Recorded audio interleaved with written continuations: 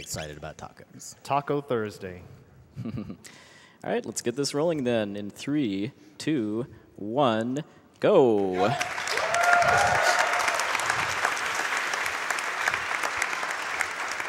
All right, so this is, I believe, the 4th time this game has been in a Games Done Quick marathon, but all the 3 previous runs have all been the 100% category, which is all side quests, and this is going to be an any percent. I submitted it as any percent no wrong warp, but it's known as any percent no Lavos shell skip in the community. So this, we're going to see some kind of familiar stuff if you've ever seen a speedrun of this game before, but a lot of new stuff too, especially starting after about the 2-hour mark or so. So you go. Why don't you go ahead, everybody behind me, why don't you go ahead and introduce yourselves too? Big Flong Balls. I'm Vol'jin. Red Slash, and beside me is Sense Warrior. All very awesome people that I'm very honored to have behind me for this. And then we also do have one more guest too. Yeah. Julius the New. I did hear one new. There was one. The crowd. There was one. All right, so now we need Luca. Luca's name. Luca's name is Arby's. Okay. An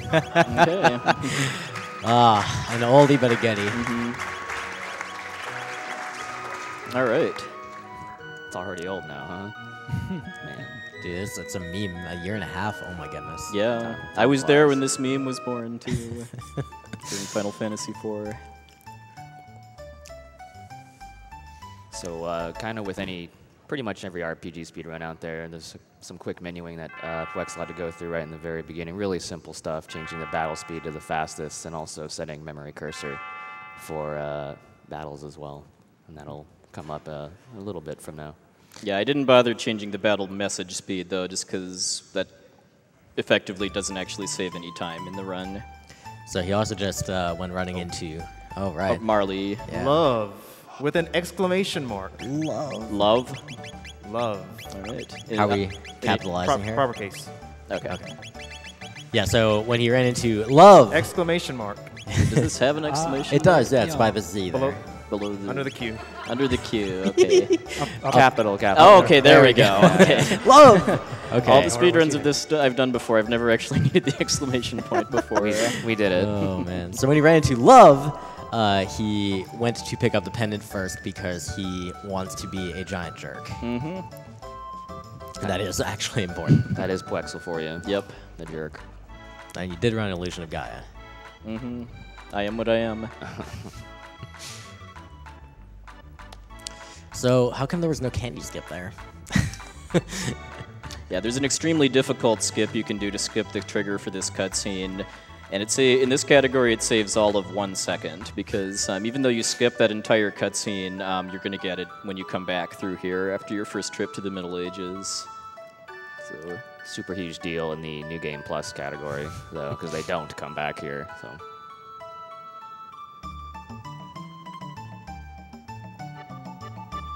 Oh man. These are even better than the meme names we used in the practice runs. yeah. So, yeah, we got, I don't know, like another 2-3 minutes of cutscenes before we really get going. So I guess why don't we go ahead and have a first round of donation comments. All right, I have a $2,000 donation. Jeez. Nice.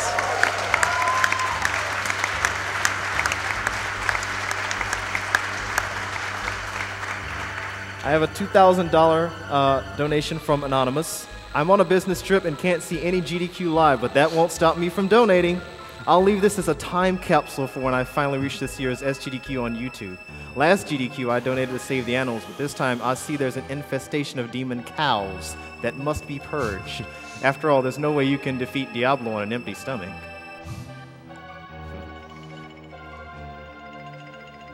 $100 from Saber Rider. Chrono Trigger is one of my favorite games of all time, and puwexil is one of my all-time favorite runners. What more can you ask for? Maybe some demon chocobo? But since that option appears to be missing this time, puwexil can choose where this goes. But always remember that our Lord and Master shall return eventually. Yeah, my runner's choice, at least for now, is going to be the Terra fight in Kingdom Hearts 2. $150 from Devo171. Happy to support the cause and see this community doing such wonderful things. Liberum Annibalis. I said that correctly. Okay.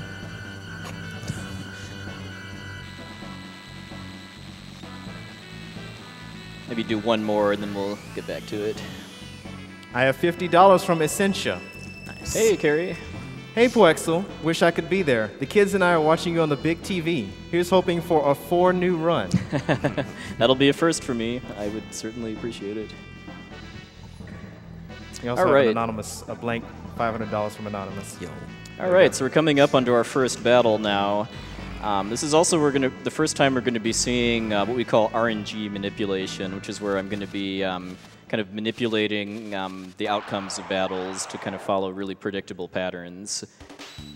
So the way I kind of initiated that was actually deleting all of the save files on my card before starting this run, so that I actually am able to start a new game without ever actually seeing the save screen. And then here it is possible to kill all 3 of these blue imps before any of them attack Chrono, but I needed to let 2 of them attack as part of the manipulation route. Yeah, and there's going to be a lot of times during this run where he's going to be doing very specific stuff like that. Nice. Nice. Boss buffer. Love it. Yeah, should clap for that. Yeah, go right that ahead. is it might look easy on paper, but it's a pretty hard trick to do. There's just a couple pixels there that are possible. Yeah, it's a 2-pixel window for that. puwexil to dodge the hitbox for that encounter, and he definitely wants to do that because getting into that encounter will actually change the RNG, and that's not what we want. So he has to be able to do that. Right, he's going to be doing that skip, that exact same skip multiple times. 4 during this total run. times over the course of this run. Oh no. I left my phone in my pocket. Oh no.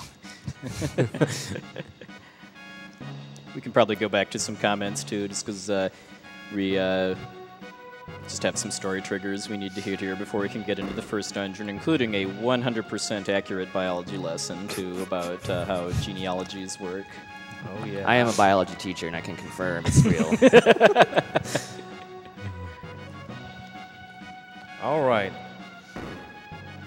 I guess we should quick point out too that the cutoff for Frog's name is coming up fairly soon too. We're going to be cutting that off when I enter the cathedral. Okay. I have a $600 donation. Very nice.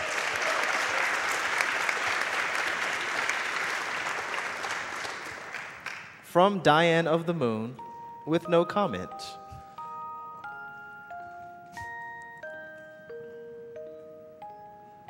I have a $300 donation from Gunarm Dine. Hey, Oh, Diane. hey. Hey, puwexil and Chrono Trigger fans. Luca will be honest and admit, I was afraid I couldn't do this. I had to pore over my budget and make sure they weren't going to pull a lien on my house. Turns out there's not a chance, even though I'm no accounting scholar. Thank you, Diane. Ilo be rooting for you. Ilo be rooting for you. And thanks to everyone who donated so far, because it's not as if anyone's going to Magus do so. So stay atropos He's still going. and have a wonderful run. And one more thing, I'll double this if I can get the couch and audience to give us all a hearty wonder shot. Let's go. All right. 3, 2, 1. Wonder shot! Man, I don't know if I heard the audience there. Ooh.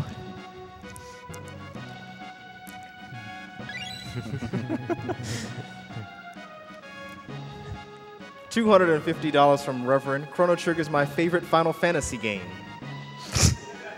This donation is dedicated to all the people from Doctors Without Borders who try to make the world a better place, and especially to those who lost their lives in the wars and catastrophes. Doctors are heroes in my book, which makes these guys basically superheroes. Gods of speed gaming, do your best. So apparently babies are produced by coughing? Or nodding, I guess. Oh, right. That's what the textbook says. Okay. I'm gonna go with that. All right, so now we have to make a trip back through Guardia Forest to get to the Cathedral, the first kind of real dungeon. And then on the way there, I'm actually going to be fighting 2 battles that are technically avoidable, but I do need to learn Chrono and Luca's first techs as part of my my route for the Cathedral.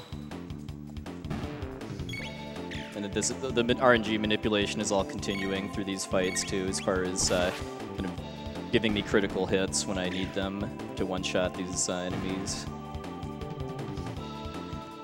Red/, you want to talk about moving RNG through the RNG strings with his actions? Yeah, the RNG manipulation in Chrono Trigger is not very complicated at all. It's a timeline of about 256 values, well, exactly 256 values. It's divided into 16 windows, and that's simply because when a battle initiates, it takes those ranges and funnels it down to 16 possible initial states, and then each action you take in battle will simply increments that value. And that is basically all that impacts the RNG, and then that's used for, enemy targeting and damage values and so forth.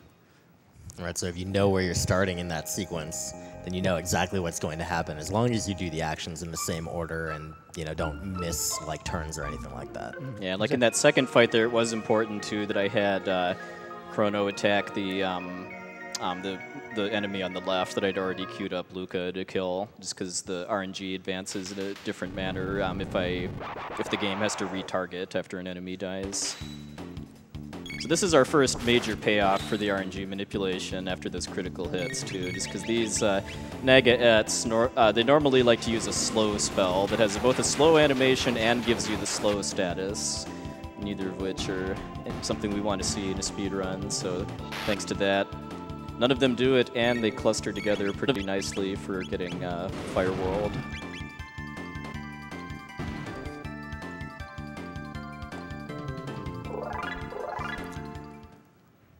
All right, and it is now time to name Frog.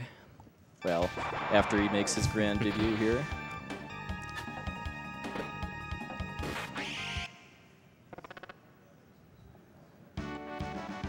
Frog's name is going to be Glenn. Of course. The 2 N's, I take it? Yep. All right.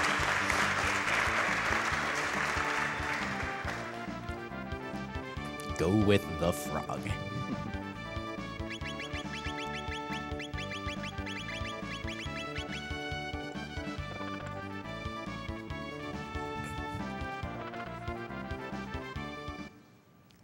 What do you think, Red/? You think we're on sub-3 pace right now? I think so. Absolutely. All right, I thought so. Sure, we haven't lost the race yet. That's true.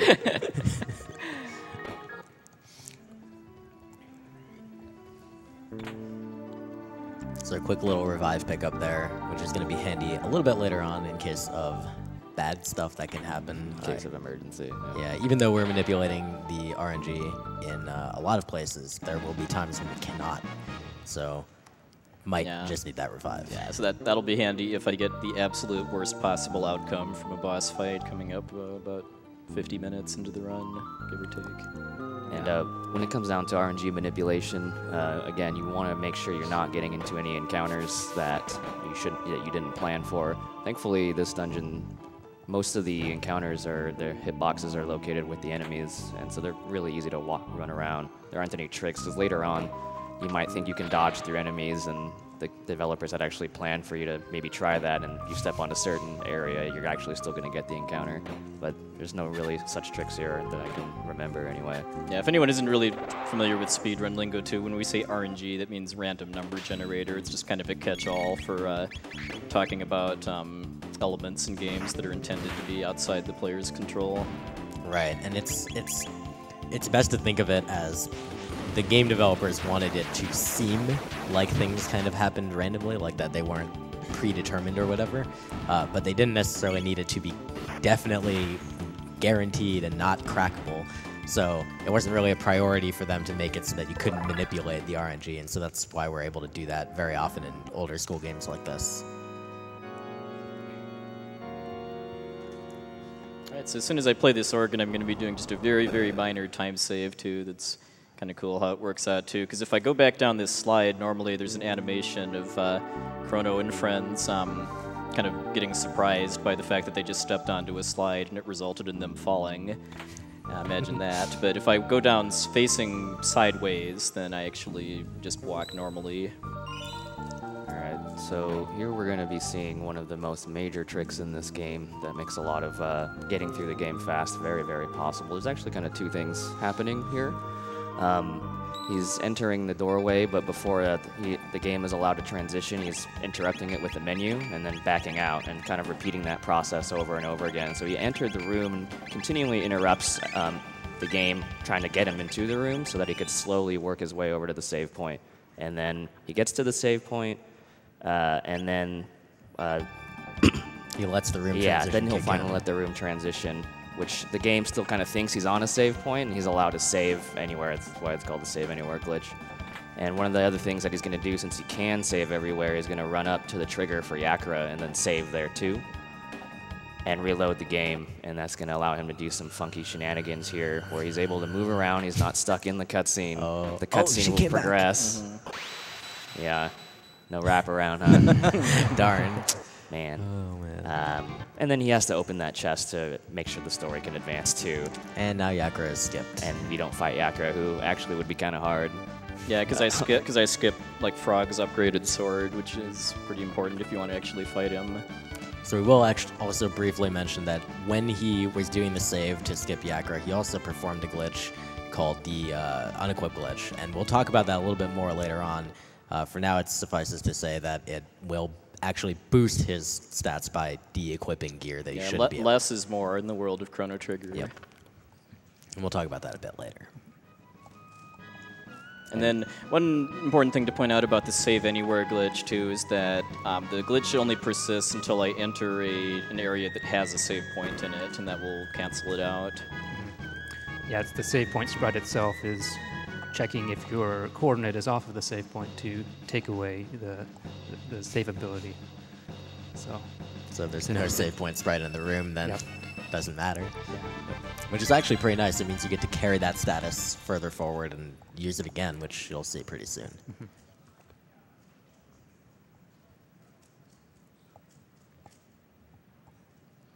Yeah, I safety saved before doing Yakra skip too, because if I'd have messed up the setup, I wouldn't have been able to leave Yakra's room, and that would have been pretty problematic. The fade outs are also one of the ways I think you get to see like really these small differences between different skill level runners, where people who are more comfortable will probably wait longer and move a little bit further before they pop into that menu, versus people who are newer and probably don't want to mess it up will probably mash on the menu button, right away, And it's just one of those small optimizations. You can see that over the course of the game can save maybe a few seconds. And Oop, there's the frog skip. nice. Feel his Glen, man. So this time on the way out of the forest, we are just skipping all the encounters by just avoiding the triggers. And then we're coming up to another use of the save anywhere glitch. This isn't quite as significant as the Yakra skip, but it saves more than 0. Yeah, it's actually about 3 to 5 seconds that it can save, the reverse bird skip. And it was found by this fellow right here, Snow Warrior. What a god. Agreed. Yeah, so there I reloaded the room once I was already past the trigger where the game kind of checks to see if you're coming from the overworld or from the time portal and decides which encounter to give you on the bridge. And the encounter you get normally coming from the overworld is completely unavoidable. So reloading there to give me the birds let me actually avoid it. It was also the timing for me loading my file as part of that skip too is significant too, because that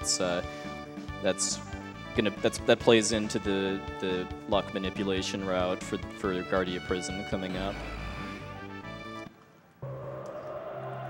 Are there still any loads that aren't like instant basically, or are they all pretty much there now? Oh, for the most part, yeah. Yeah, that one we just did, we kind of glossed over. That was about a half-second load. Okay. Yeah. Yeah. There are known amounts of time for each of the loads that you want to do to manipulate the RNG, but in some cases it's just get in ASAP, mash basically. And in other cases, there's like a specific amount of time. Yeah, the main ones that are used are there's a mash load, there's a bright load where you just react to the save file string popping up. Double bright is kind of where you hesitate to do that, but essentially it's just to react. And then there is about a 1 second load too that he'll use. It's between 0.8 and 1.1 is what he'll shoot for later on. Like that bird right there is one of the ones that like got me when I was kind of looking into more of the game, because in your mind you're like, well, I better dodge that bird, but it's really on the ground. So if you just walk around that part, make sure you do that, and then you don't get it. Yeah, that's a strange, stationary trigger, not tied with the spread. Yeah. Yeah, getting through all of these kind of hostile areas without fast and avoiding the encounter triggers takes a lot of practice. So hey, we're coming up on one of people's favorite casual parts of the game, the trial. Mm-hmm. This was fairly revolutionary at the time, where the game's kind of judging you for being a typical JRPG protagonist and like eating people's lunches and either helping or not helping their kind of trivial requests. So puwexil didn't go out of his way to really do much of anything related to this. The one thing that he did do was he picked up Nadia's or Love's pendant before talking to her, which means he's kind of a jerk, so one of the jurors is going to be like, I'm pretty sure you're guilty. And other than that, I think all the other ones are based on stuff you haven't done. Mm-hmm. And so there's one in particular that we'll be looking for who will be effectively random as a result. He's uninitialized, basically. He doesn't know whether to be guilty or not guilty, so he'll just flip a coin. It's the juror that's supposed to be tied to the lost cat quest. And how many seconds do you lose if it's not guilty? Well, if it's guilty, you save about 5 to 6 seconds. So We if don't it's talk not about the guilty, you loss. lose 5 to 6 seconds. All right, got it. Yeah, I mean that's a small enough difference that there was more stuff I could have done to force the guilty verdict, like try to drag Marley away from the candy merchant or like eat the guy's lunch, but all those would have cost more time than I'd save from the guilty verdict, along with adding more text to the trial. So what we want to see is the second juror moving left. Well, we want to see as many as possible moving left. That indicates guilt. That'll be coming up. So now we're going to confess to kidnapping the princess, and yet have it still be not a sure thing that we're found guilty. And and the reason why we want to be found guilty, why we save like 5 to 6 seconds, is just because then there's less dialogue, and the next cutscene. Never lucky. Did not believe hard enough. I'm on a pretty solid streak of nonstop not guilty verdicts in my runs of this game too. This I want to say is probably like either number 7 or 8 in a row. Dang.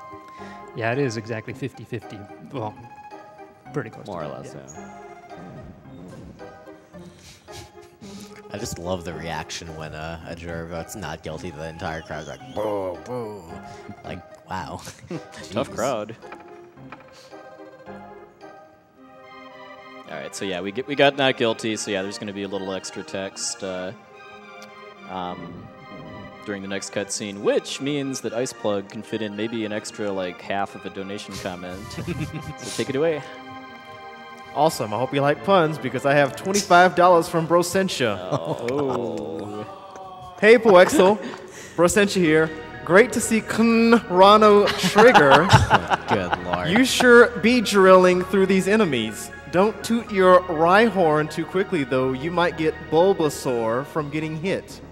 Oh, and this goes to naming Robo Arb-Y. No food is as fast as Arby's. Thanks, Brian. Oh my goodness. I'm not applauding that.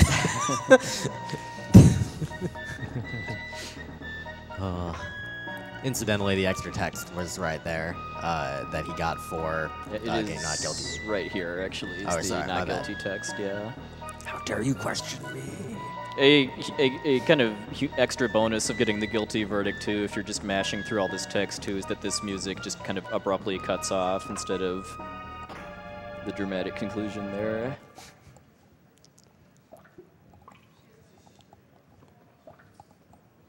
All right, so I'm going to heal up here.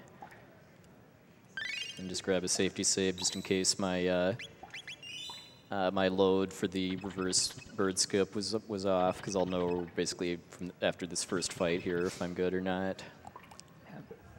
So we picked up the sword, the power glove, and the 2 power tabs, and that in conjunction with the RNG load gets him the max damage possible on this next guard, which is actually perfect. It would be perfect damage. Mm-hmm. Yeah, these guards have 60 HP, and if I do get a 60 with my Cyclone, then that means I'm all set for Dragon Tank, assuming I can get to it without any further issues. There we go. Perfect. All right. Nice.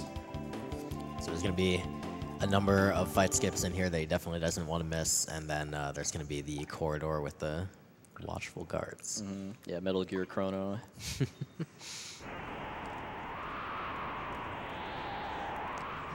So there's a long, long way to the encounter here. It's going to take a while, and it's not really so much about a time save to do this, to skip the encounter, so much as it is he needs it for the RNG. I would imagine this is still faster anyway, but it's not like a ton. He just needs the RNG. It's an encounter with 2 guards, I believe. Yep. Yeah, it's around him. Now we come into one of the bits of unmanipulatable randomness in the game, which is these guards here. Thankfully, these guards are a little nearsighted, so there's a little like a line of pixels as long as you don't. Oh, goodness. What a god. As long as you don't cross this line of pixels, basically, he could be looking right at you and it doesn't matter. But once you do cross it, you don't want to get caught because, again, he cannot get into an encounter. Yeah, so think of this a little bit as like spinners in Pokemon games. But yeah, that was really good. Yeah, nicely done. Yeah, they can do a really fast turnaround like that first one tried to do. And then there you're just, again, when you're just looking for those pixels where you know you're going to dodge the triggers, and you just kind of walk past them. And one more fade out to skip that fight. So now he's good for the Dragon Tank, and you're going to get to see a very impressive fight. Mm-hmm.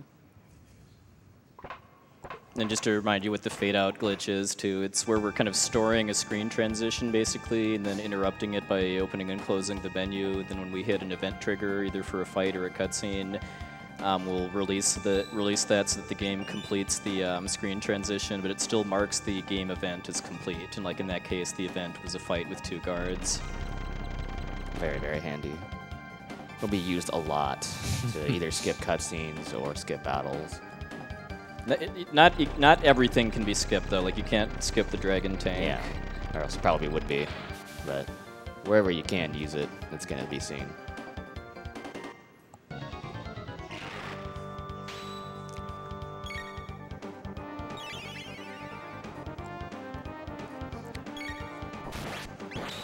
So I do want to just make sure to ask audience members here or at home, like, just pay attention to what he's doing, especially with how much health he ends up with.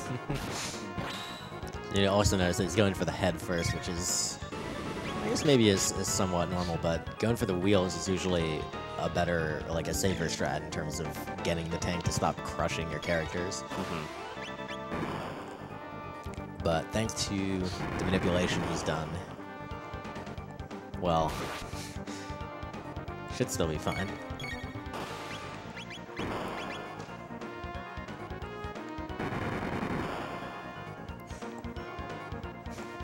Right?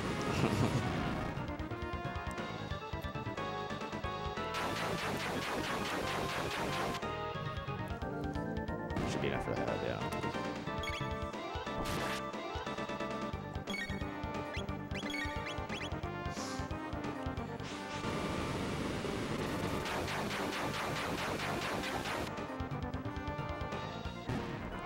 There we go. Nice. Yeah. So that's the power of RNG manipulation there. Yeah, so there's a couple of things that you really get out of it where you see Chrono at 10 HP really low, and the first thing you're probably going to feel is to freak out and probably heal the guy. But when you're manipulating how the battle's going to go, you know the next 2 targets are not going to be him anyway, so why bother wasting the time to do that? On top of the fact that you, following the RNG string, you're also quite certain your damage rolls are going to be good enough to take care of whatever it is you need to take care of. Yeah, No, right at when I came down to this floor too, I actually skipped a shortcut scene just by kind of running into that guard and then moving straight down. Showing him some love. An exclamation point. Otherwise, you get some extra text and stuff when they yell like "wait, stop" or I don't even remember because it gets skipped every time. Yeah, the ending to the dragon tank fight is a little tense though, just because I'm winning pretty much right before it would roll me over and kill me. Yeah, that is something to note too. You know, kind of scripting the fights, if you will, makes it sound kind of dumb, but at the same time, you do have to make sure you get your inputs in. There's lots of places where you have to put them in really fast before they go, or you might actually have to wait a tick or else you change it up. So there's actually a lot of these like really small things you have to deal with that if you mess it up, RNG changes, and then there's really no way to make it back up in a lot of situations. Right, it tends to be the difference between some fights where you can manipulate the RNG, become about that execution of making sure you get your turns in and getting your inputs correct, and other fights where you can't manipulate them become about that decision making of, okay, you know, how do I handle the situation that's dealt to me dynamically? Yeah, and also I did actually have a backup strat for the tank fight too if I'd have gotten caught by the guards in the prison, because getting an extra fight would have changed my what we call it RNG seed as far as the kind of the state that the game's battle system is in, and yeah, like I would not have killed the head first if I was not on the manipulation. I would have done a couple fire whirls to take care of the wheel and the body, and then just finished off the head from there. And pretty safe, but a lot slower. Maybe in a little bit we can talk about what kinds of things change the RNG. I don't think we have the time, though, because we got the lab coming up. Yeah, tough platforming session coming up. Yeah, definitely.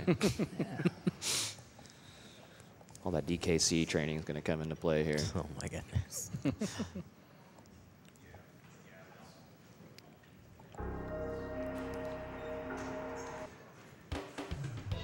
Why don't you handle this one, Red Slash? All right, so we are skipping some of these battle triggers by making use of these text boxes here from the rat, stealing from us and then stacking on top of that the treasure chest text. So that lets us get across some of these hot zones, as I like to call them. So there's 2 of those there. And that was really, really clean.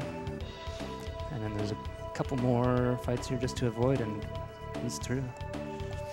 Yeah, so you're seeing some really, really clean movement as far as dodging the encounter triggers. There's just a couple of ones where there's just really nothing you can do to get past them, and that's why they'll make use of the text boxes to get past it.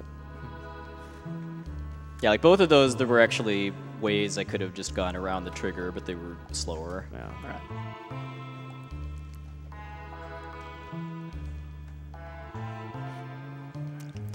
So we're coming into this dome for one item only, and that's the bike key, so that we can proceed off to the east and race Johnny And hopefully lose and guarantee ourselves through.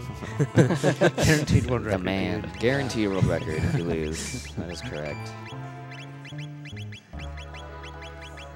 We also made a very important control change there.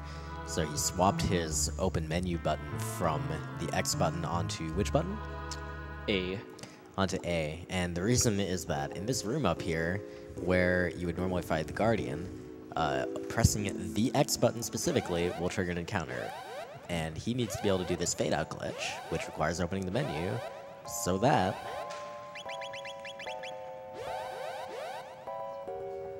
he can skip the Guardian. See you later. That was extremely clean, very nice. Yeah, something I try to watch for too is anytime I get a fade out where you don't even see the menu at all too, because that meant I actually hit B on the first frame that I could. It is actually possible to use some more advanced setups to add the start button into the mix actually, which kind of lets you buffer closing it on the first frame. But I'm used to playing this game with default controls, and it's pretty awkward to do that with default controls. If you're willing to remap controls and kind of learn to play the game that way, then you can use kind of a much more natural grip to do the kind of the consistent frame perfect fade outs, as I call them. Yeah. On the Japanese version, this rat warns you that if you've swapped your controls, that the password will not work. And since that occurs right outside the Guardian room, it kind of makes me think it's a clue that the developers were possibly aware of the fade-out glitch. Yeah, at least the way it's worded in the English version, my kind of theory on that is that they're it's because the password to open that door is actually fairly similar to the soft reset sequence. We'll never know. Yeah. So same basic principle here, fading out, making sure that cutscene's triggered, and then letting the transition happen. It And- skips a fair amount of this cutscene. And we proceed to get stuck inside a computer too. So they get to skip the whole, like, watching, like, Lavos destroy the world and all that stuff. We played this before. We already know. I mean, that already happened back in 1999, right? That's a good point. 18 years ago now, jeez. Yeah, time flies when you live in a post-Day of Lavos world like we do.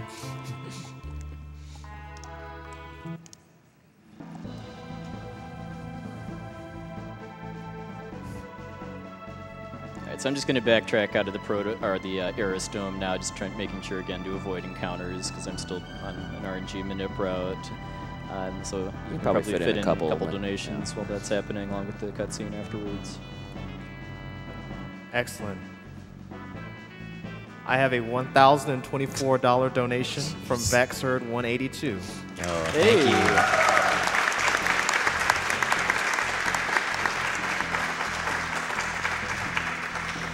It says the one problem with SGDQ is that there are so many interesting speedruns and not enough time to learn them. Best of luck to puwexil on the Chrono Trigger speedrun, and put this towards runner's choice.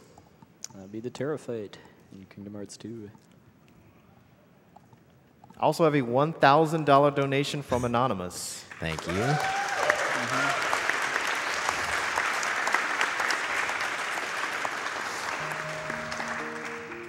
And it, much like that cutscene that we just saw, says nothing. Alright, so now we get the whole reason for coming here, which is the bike key.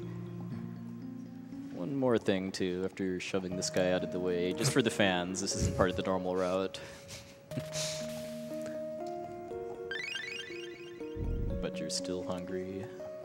I'm pretty hungry right about now.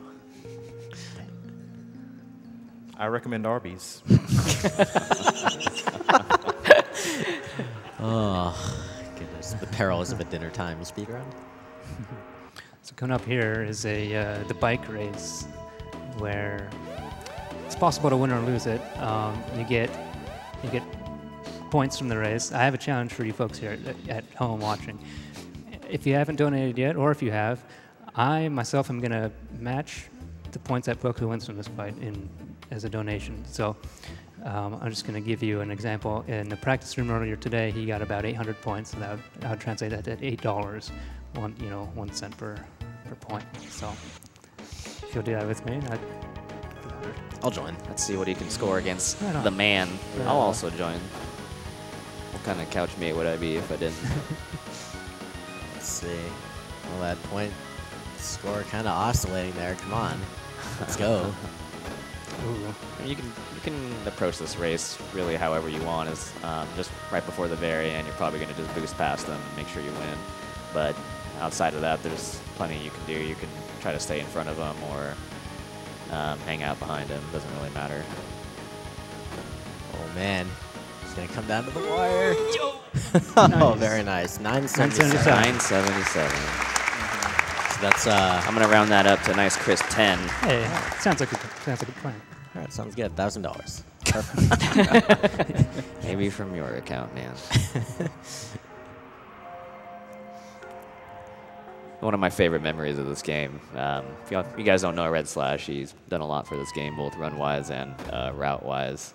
And some time ago, one of the most glorious times people were shooting for it was under 3 hours. He was the first person to get it. And I remember he was streaming late at night, and he actually lost to Johnny in his speedrun, which loses like a bajillion, or so I thought. So I was like, screw this guy, I'm going to bed. And then the next day I wake up, he got the first ever sub 3 in this game that I saw on Twitter. It was ridiculous. Oh man. Yeah. So puwexil's walking by those guys, by the way, not to aggro them. Also, hopefully we've cut off the robo names. Yeah, oh yeah. We- Yeah, I should have mentioned that earlier, but yes, we need to name Robo now. All right. Robo's name is going to be Ryan D. So capital R, capital D. Yep, capital R, capital D. All right. Another throwback name. Little bit of minor optimization I did there too was that instead of just running up to Robo and talking to him, I actually ran past him, and that's just so because the cutscene starts when Marley gets directly in front of Robo, and then when you talk to him as Chrono, your characters kind of walk off to their positions. But if I run past him, then Marley's running to close the distance to where she needs to be, and it's just kind of a cool micro optimization. I also really appreciate the strats for the first fight in this area where you had the berserker on Marley and she was, or sorry, on Love, and she was very red. Spreading the love. Managed to crit one of those things for like 110, which is And then do it again too. Because if I'm on the manipulation route, then I'm just kind of performing the same actions, then critical hits. We're going to know where they fall. Right, it was Ryan D, right? Yep. Okay.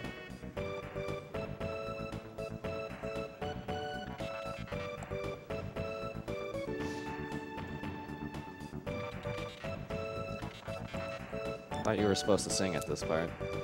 Dude, I'm not here for Thought that. you were singing, dude. I thought Fishy. Iceplug were singing. Oh yeah, that sounds more like it. I think that was the plan. We forgot to tell him though. Never gonna give you up. Down. All right. If you're not careful, you're gonna get our stream muted.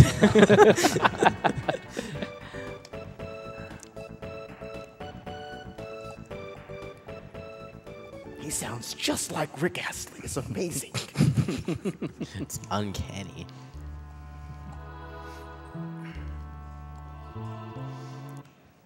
All right, so now we're coming into the next main dungeon, the factory. This is home to one of the most obnoxious enemies in the game, to the sets of enemies, the acids and alkalines, which are slimes that have very low HP but very high defense. Fortunately, this first one we have to fight here, we can manipulate a 2-hit kill on. If you're not on manip, this usually takes about like 5 or 6 hits. You'll see a lot of those, and most times the one. You got a crit with a 10 there. But anyway, yeah. But there's another fight coming up in a few minutes with 5 randomly colored versions of it, and just because of the nature of that fight, we're going to fall off Manep just as part of the route. But we'll be getting it back in about 20-ish minutes after that. Yeah, that fight he's talking about will have 5 slimes, and there could be any amount of proportions of green versus orange. We won't know until he gets into the fight. Leave it to y'all at home or watching to guess what it's going to be. Yeah. I'm going for 5 oranges, of course. Oh man. I'm thinking 4 greens and 1 orange. 5 greens, baby. All right. Oh yeah. All right. We got it. So you're going to see some weird like zigzagging, and again, it's just because he's dodging the pixels that will trigger encounters. And then, for whatever reason, thankfully, him zigzagging like that doesn't actually change his speed. Whether you zigzag or run in a straight line, you go at the same speed. It doesn't really affect him at all, which is nice. Oh man. The one green? You were kind of there. Yeah, it was the reverse of. Oh well. Does that mean you're closer or that I'm closer? Yes. All right. The reason why the mix kind of sucks is if you attack one and they're right next to each other, especially if you hit the green one, that's why he's not targeting them, even though they're weaker. You tend to proc a counter attack. We kind of want to avoid that as best as possible. Now, at this point in time, he's just trying to see if he can get some cyclones in and try to hit multiple ones. But again, since it's all random, we don't really know what's going to happen anymore. So he's going to just make the best decisions he can. Nice. That was a one-shot. Nice. It's actually working out really nicely so far. Yeah, for a 4 reds, this is turning out all right so far. But it's not over till it's over, though, just because the reds only have 1 more health, but they do have kind of significantly more defense. So yeah, like Robo is actually pretty over-leveled at this point. He's level 10. I think the rest of them are like level 5 at this point, but he still only did 1. Yeah, if you can make it through this fight without taking any damage on Chrono or Luca, or sorry, Tacos or Arby's, then you can skip menuing and healing after this fight. But I think puwexil might heal anyway. Probably yeah, do it I'm- for I'm- safety. Yeah, just Yeah. for safety, I'm going to do it anyway, just because I'm going to level off this fight, I believe, too. That was a good fight. Yep. That was actually really good for the way you For got. 4 reds, that was pretty good, yeah. I do always appreciate clapping for RNG. Same.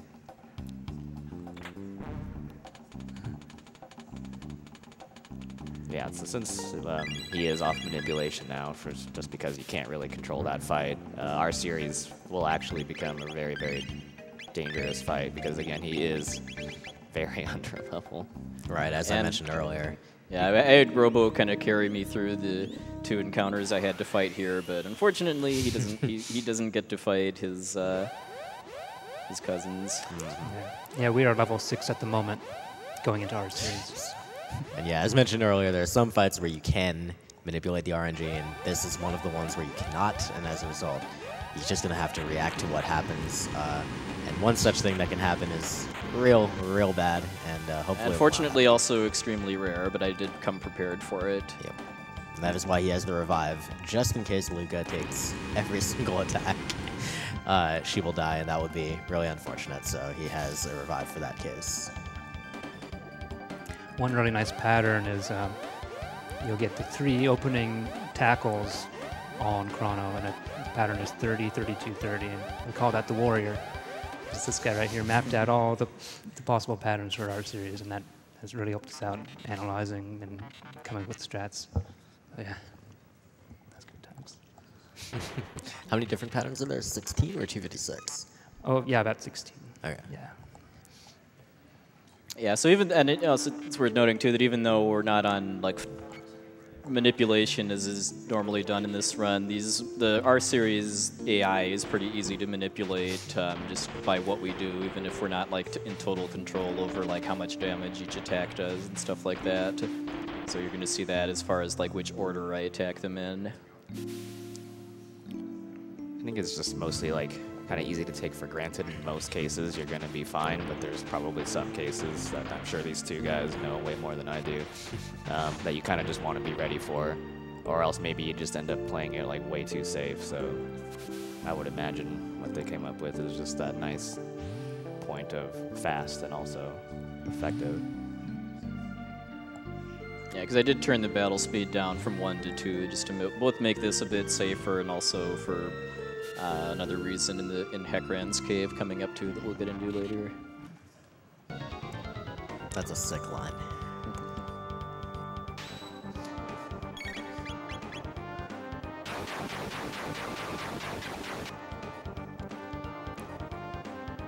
Alright, let's see what happens here. Don't do it. Don't. Don't do it. Okay. Okay. Alright, Should not need the safety revive now. this is fine.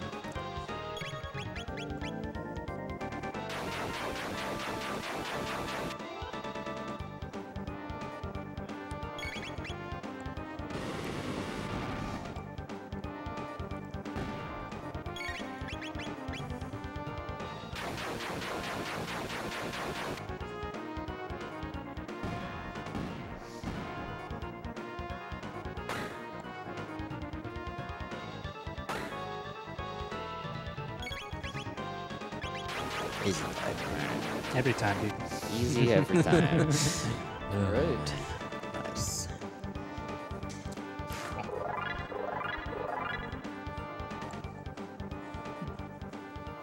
So yeah, like kind of mentioned before, the order that I did my cyclones in was part of just dodging any opportunity for them to use their nastiest attacks. 'Cause, like I think it's when we're down to like 2 of them or so, they can do this kind of like volleyball passing attack with your characters, or they have like an explosion attack that I think they do as a counter at low health too.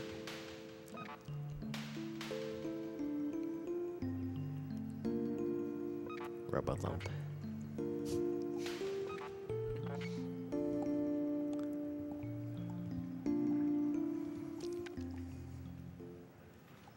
right, so now we get introduced to the game's kind of lore, I guess, for why you have a 3-character limit, which is the end of time, and we're going to meet the Guru of Time, and then also learn some magic, and then while we're doing it, let's have some magic of donations too. Awesome. I have $1,000 from Terrain.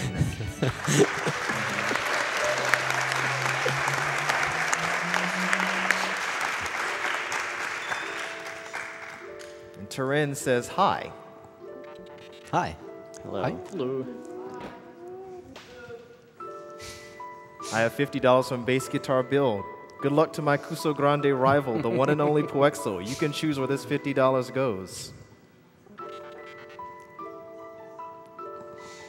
$100 from Lavo Spawn. Hey puwexil, I'm staying late at work today because I'm so excited to see you running at SGDQ. You were the first person I ever watched on Twitch, and your consistently positive attitude has made a lasting impression on me as a viewer. Good luck with the run. Put my money towards Jeff as the player name for Earthbound. Oh, thanks, Lavo Spawn. I'm just imagining a lava spawn at like a desk in an office.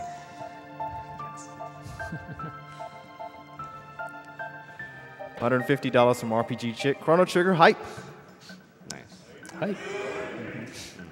One important thing to note too is that as of now we actually have access to the final boss, the final battle with Lavos by going through that bucket too.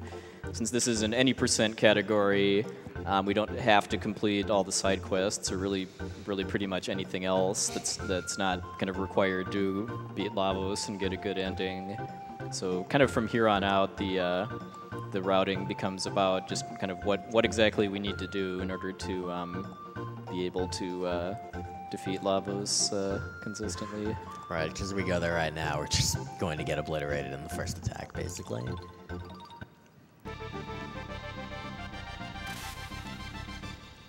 No, we do have an important skip coming up here too. The almighty Specchio skip. Oh, kind of missed there, Luca. And got it. All right. We did it. Oh, goodness. Yeah, that's about the amount of clapping deserved Yeah. for that. That was, yeah. Oh, We messed up. goodness. That was a golf clap moment. It's okay. It's just one of those things where it's just kind of easy to space out and mash, and then if you say yes to fighting Specchio in this case, it's way faster to actually just win than to actually try to lose to him. Now for some delicious cake. Oops. Nice. Beautiful. See ya. Yeah. Shoutouts to Arzen. Oh, hey, remembering the tabs, nice. Yeah, so that's called a cake dash. You just, I don't even know how it works. You tell me how it works. Well, that's one of those. There's a couple of skips in the game that are possible where you swap your party to regain control, and that's pretty much the extent of it. Alrighty. Okay, so since I'm not on Manip for this very first fight here, I'm very much just hoping for that, actually. Because if Marley goes Berserk, Nice. gets a critical, that'll one-shot one of them, and then Chrono can take care of the other one. Berserk Marley is hilarious. She looks like a tomato. This would be a great time to explain the kind of the tech involved with running away from battles in this game, too. Would you go for it? Sure. Okay. Yeah, the runaway counter in the game, it simply counts the number of frames you have L and R held. So it's looking for you to be holding it for 2 seconds, but that counter begins slightly before the battle menu even begins to appear, and it continues to count even when you're in a menu like your tech menu. So what puwexil is doing is opening his tech menu to let the counter, increment up to, and then when he leaves the menu, he instantly runs. Yeah, so that both saves time and is also good for safety too, because it's as long as I'm on my game, it's guaranteeing that I run away before getting attacked. So you get another instance of a fade out to skip a fight trigger. Or I guess more accurately, trigger it, but not actually have to fight it. Okay, get the bad That's skip. good. Nice. Nice. That one's a little sensitive as far as how I round that last corner.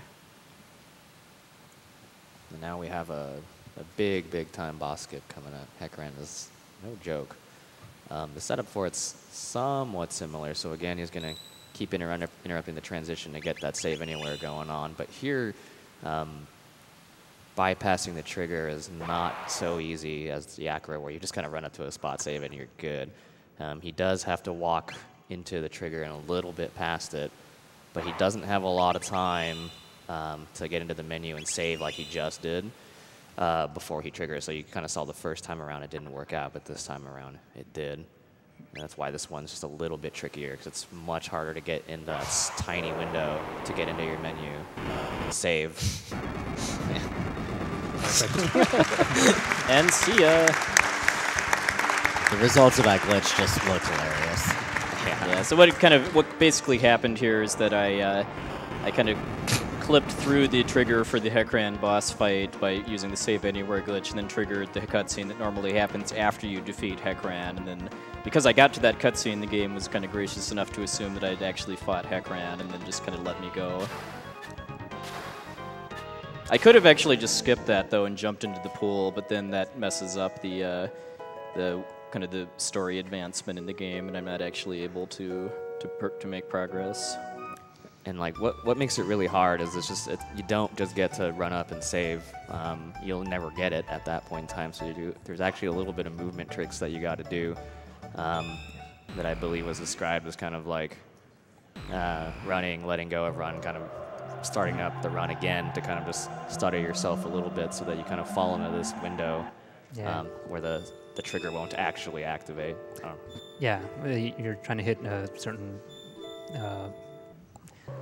spot in the 28 frame cycle where the trigger will take longer to activate. Right. And it's because of that delay you're able to save it there and then bypass it. So you don't get to just kind of run head on and hope that and have it work. Unfortunately, it does actually require good movement on your part. Remember bird skip? Yeah. Right, there we go. That's 2. Bird skip skip for 2. returns. Yeah, I'm looking forward to Bird Skip 3. I hear it's going to be even better than 1 and Bird 2. Skip 3 is the most important one, though. As for, not really, I mean, it's the same skip, but it matters more for time in the run because of RNG manipulation. Oh, hey. Cutscenes. Yeah, there's a lot of triggers they'll have to do to be able to cross that bridge. Yeah, we can fit in a few more donations here, but did we actually explain how text canceling works during the Yakra skip? I don't believe so. Oh. Because I'm going to attempt to do it a bit here during this cutscene with the chef, although it's it's not. It's just kind of a micro optimization. Yeah, basically it's just scrolling an NPC off screen while its text is writing out will instantly close the text and advance it through. So that was that. Yeah. You could maybe fit in probably one message or one comment. Yeah. I have $30 from Omicron. The black wind howls. The animals will shortly perish. Nice. Good. Wonderful. Wonderful. So he's going to make a quick detour to the cathedral. We want to have Save Anywhere set up for a skip we're about to do. And there's actually 2 ways to get it. And one of them was from the end of time, which is really challenging. Would be about 10 seconds faster, but it's really hard to set up.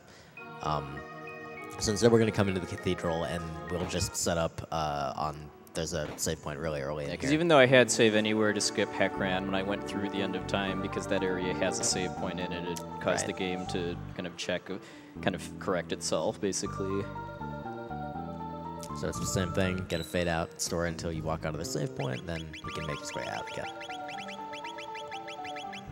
Yes, I don't know if you remember, but we are kind of not a very high level. So there's bosses like Heckran and Zombor coming up that are not very easy.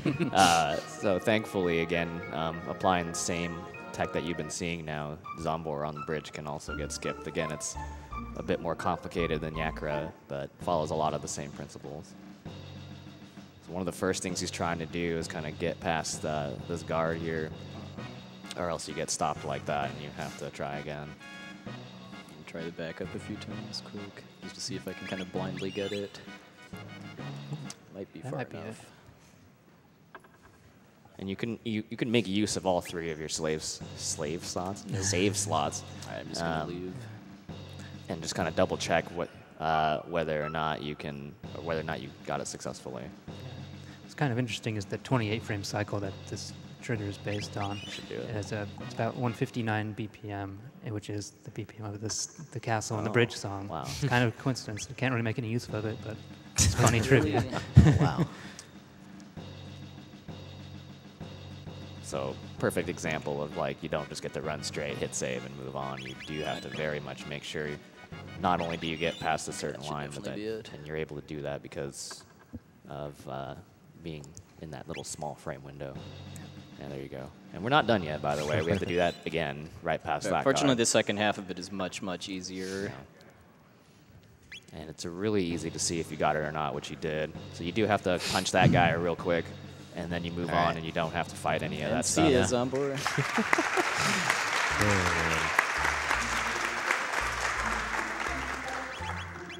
So now we're going to do some shopping and some more unequipping. The way this glitch works is pretty interesting. It might be a good time to talk about that, perhaps? Would you go ahead? Sure. Well, let's see. To perform the de-equip glitch, you shift to a different character and press up at on the same frame. There's a lot of rules involved with it, but the effect of it is that on the English version, each item that you de-equip after your character gives you about adds 15 magic resistance. So that's basically meaning it'll cut the magic damage you receive by 75%. 2 items de-equipped cuts it by 90%, so you're taking only 10% damage. Also, okay, on the English version, it also gives you a magic attack boost, which is very unique. It'll boost by 10 magic power per de-equip, so it's very significant. You'll see the effects of that coming up in this next boss. Yeah, also, I just used Save Anywhere again in order to clip through the cliffs there and skip both the cutscene and then 2 battles. Call that the Tata skip. Indeed. Wow, excuse me. And yeah, so the effects of the equipment glitch are going to be really, really important coming up real soon. And obviously, Save Anywhere is still persisting, so we're able to do that skip there. You also saw puwexil kind of use his own kind of timing or buffer method to make sure try to make sure that he loads at the correct set amount of fractions of a second by kind of cycling through the save files and then finally selecting his save. But, I think a lot of people use that method. I know our boy Chrono Kirby likes to have his metronome, and I'm not sure if other runners do other things. But Well, metronome's pretty much the standard now. I to be gotcha. honest. Fair enough. Skipping the battle trigger in that room is very, very important too, because it's like 5 or 6 battles back to back, all of which are unrunnable. If I'd have actually hit that, I would have actually just reset back to my Tata skip save. Quick detour down here to grab the silver stud and silver Yeah, arrow. kind of the fastest possible route for this category actually skips both of those, but I'm using them for my strats for the final battles.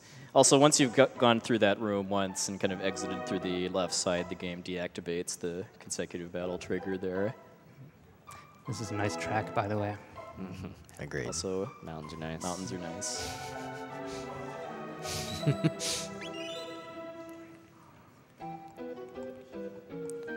All right, so it's worth noting that he has carried an RNG manipulation from the bottom of the mountain, and he'll know if it's right only after starting the Mazda Moon fight, which will be very shortly.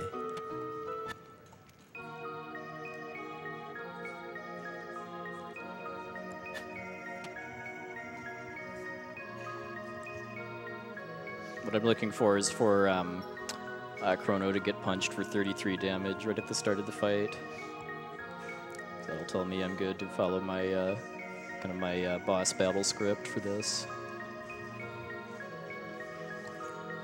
Yeah, you'll definitely see times where he might have wanted to, or he might feel he should have played safer. But again, since he's on the scripts, if so to speak, then it's not really a big deal. First thing he's going to do, as long as he's on the right string, which is good, is hit no wave, and since he's on the correct string, it guarantees both dudes fall asleep and don't do anything to him. And then he's just going to beat down the left one, because you don't get countered by the left one. And if you remember, all you have to do is beat one of them to beat this phase of the battle. And because of the unequipped glitch that Red Slash explained, I already made mention that there is a magic boost increase by doing that. So you're going to see strictly magic-based attacks for a lot of these, especially this fight here too. Mostly Antipode from the girls, and then Chrono's gonna, or Tacos is gonna use Slash, which you probably literally never used in your casual play, but it's actually quite amazing. Because Chrono's magic stat is actually pretty bad at low levels, Yeah. but thanks to the equip glitch, it's actually pretty much this. I mean, he does more damage in most cases by getting a critical hit, but like here, when I know I'm not going to get a critical hit, I'm gonna use Slash instead. So Slash is a magic-based attack, which you may not be aware of. It's also like a fairly quick animation, does good damage, and yeah, so there's really no reason not to use it. And now we get our first instance of a kind of boss battle here.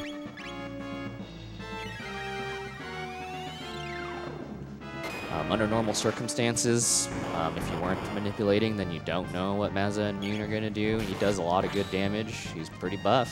I mean, you can look at him yourself, right?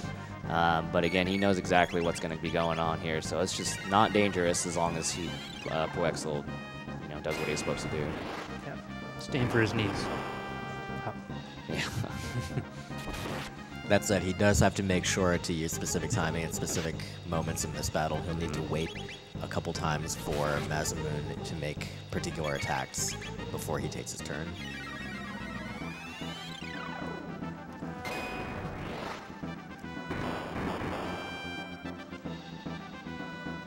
In fact, I actually I thought I was in a different part, so I was actually supposed to wait for that one. So this is actually going to throw it off a little bit, but I've got backups. So ultimately what this most likely means is puwexil will just have to play it a little safer, make use of some of the healing that he bought, which I would assume that he bought a little bit extra of. Yeah, just for cases like this. Yeah, and then it'll be fine. It might take a little longer, but it is what it is. You can see there too, that probably would have normally hurt, but because he has like plus 90 magic resist or whatever, that ability, did 6 damage, wasn't a big deal. And it's worth noting that the bonuses from the equipment glitch in the American version don't extend to fire damage, so that will be the one thing that is still pretty scary. All right.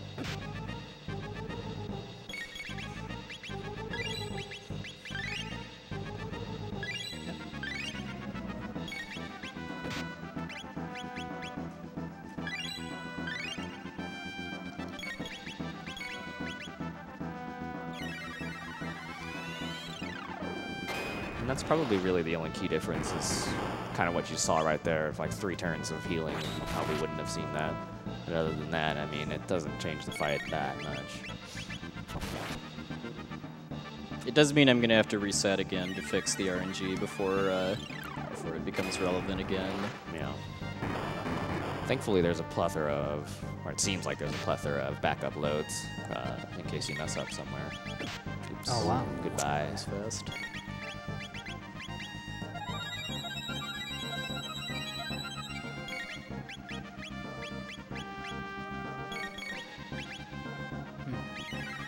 This should kill him, if not the next one will.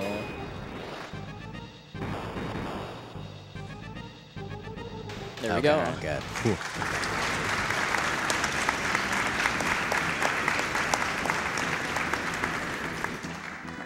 So yeah, the reason we kind of those shenanigans at the end had happened was basically because I made a mistake and didn't wait for him to use that wind attack on Marley before I queued up the next antipode. In a lot of cases, that I wouldn't have even had the opportunity to do so, but just since I was kind of really fast at queuing my first round of commands, their turns both came up before kind of that critical point there.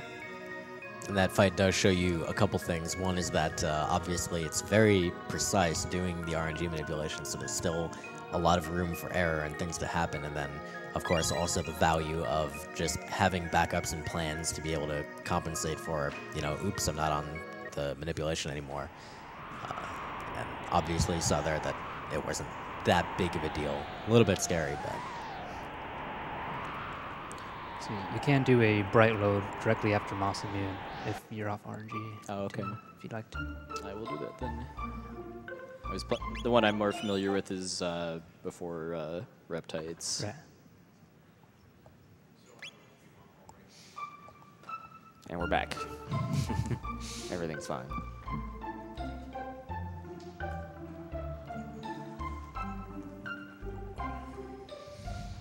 So just stopping by Tada's house here to pick up the hero medal, which we need in order to be able to kind of move on to the next leg of the story, which is finding the Masamune.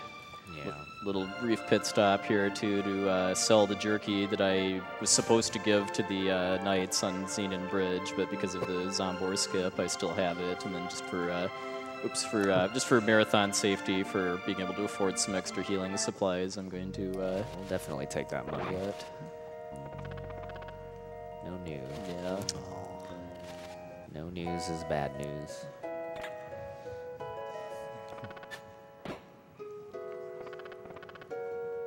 I also didn't know until like yesterday. You saw puwexil, maybe it would just walk through like 3 frogs. Yeah. Doesn't matter. I'll keep your eye open for Luca's moonwalk here.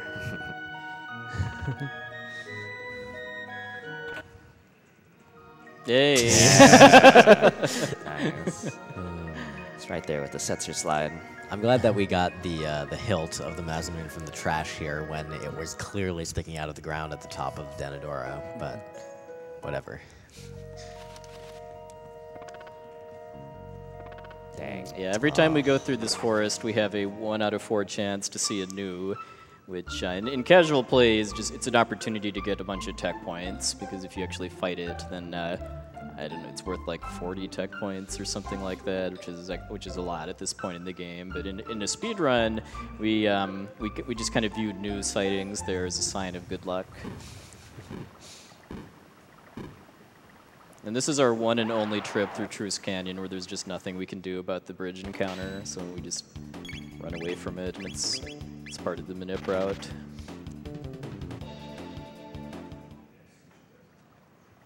A lot of moonwalking from Love there.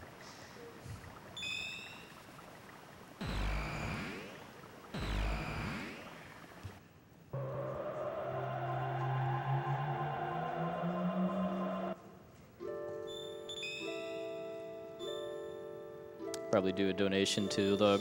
I'm going to be doing another fade out skip in order to talk to Melchior to advance the story, but not actually have to do so. That's what kind of guy I am. It's probably pretty self-explanatory. You can probably fit a couple comments in. Awesome. I have $150 from LolStars110. Says, hello SGDQ, I'm super hyped for Taco's Trigger and Diablo 2 tomorrow. Good luck to puwexil and Mr. Llama. Shoutouts to my buddies Martin and the Beepers. Nice. I'd like to point out that we have met the incentive for having the Kingdom Hearts 2 Final Mix, Level 1 Terra, and Lingering Will. That donation incentive has been met. All right, go ahead and change my runner's choice to the Sephiroth fight then in Kingdom Hearts 2. All right.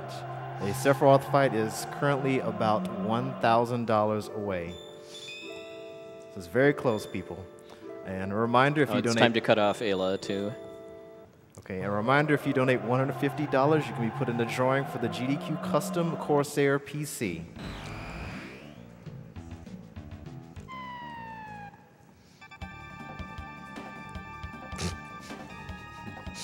I just love that they're just aimlessly wandering back and forth. Nice. Good. That was an 8-frame window to get that second reptile from the left to move up so you can slash 2 at once. Got it. Yeah, it was a little more awkward, too, just because I'm used to Chrono's cursor being set to tech here instead of item. Right. But we made it. When I did the Melchior skip too, by the way, it wasn't visually obvious to me that I actually got the skip too, because I didn't see Chrono start to walk backwards before the screen faded out. So I actually just quick saved the game, and the fact that the chapter name advanced to the rare red rock told me that I got the skip.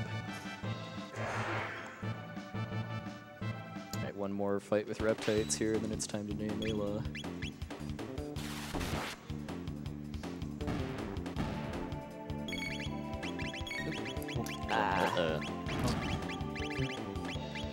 Should be okay.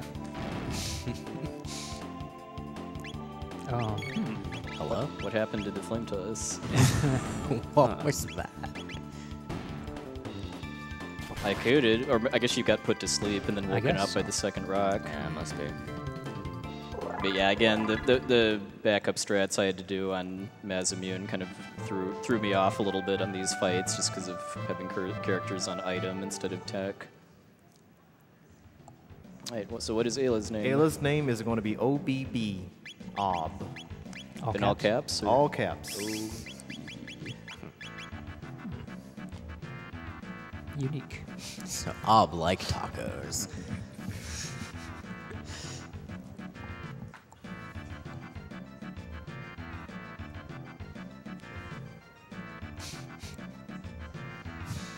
It would have actually been a bit faster and easier to do those two fights with Robo, by the way, too, because with the even without the equip glitch, actually you can just one-shot the Reptites with his laser spin. But if you have Robo here, there's actually more dialogue with Ayla afterwards. So we do it with Marley and Luca, and then switch afterwards because. There's a cutscene coming up that has a couple different variations on it depending on who's in your party, and then having Marley with you gives you the absolute slowest possible version of it too, so we want to get her out as soon as possible.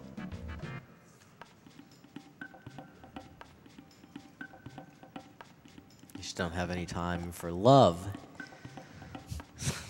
Gotta go fast.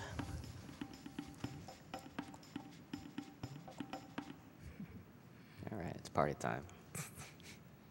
Strong man, tacos. Yeah, so with this party, which gives me the fastest possible version here, I just need to talk to Robo, then gonna wait for him to stop dancing here, and then go back and talk to Ayla.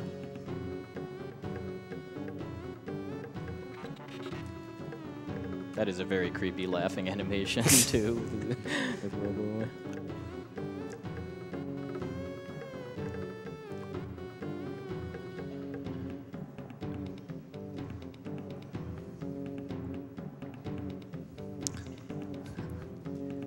And this is a kind of one of the few kind of required mini games you have to do, and it's just mashing basically, and it's not terribly demanding.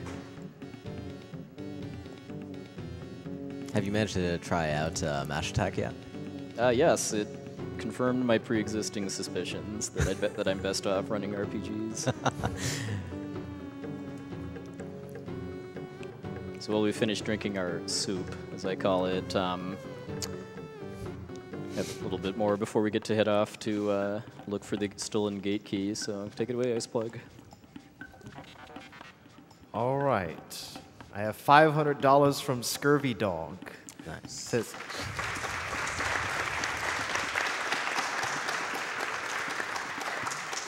Says, hey runners, organizers, and fellow awestruck fans. This is the third year I've caught this marathon live, and I love to take the opportunity each time to support Médecins Sans Frontières. These people are working in the most dangerous locations on the planet in order to help those who need it most. I only wish I had more to give, but I suppose that's where my fellow donors come into the picture. I look forward to seeing us bust the 2 million mark this time around. Best of luck on the rest of the run, puwexil. Thank you. I have $25 from Rizu-kun. Hi, Yo. everyone. Hey, Rizu. It's your friendly neighborhood Rizu-kun. I wish I could be there this year, but the real world can be unforgiving in its demands. puwexil, good luck on the run. And Beak and Vuligen, always great to see you on the couch. I miss you all tremendously. From Connecticut with love. Love! And tacos. Rizu. Thanks, Rizu. Thank you. So did the fade out glitch there to skip the keynote cutscene, and then all of the battle triggers along the direct route through the forest maze are avoidable. So if I actually get any fights here, it's on me.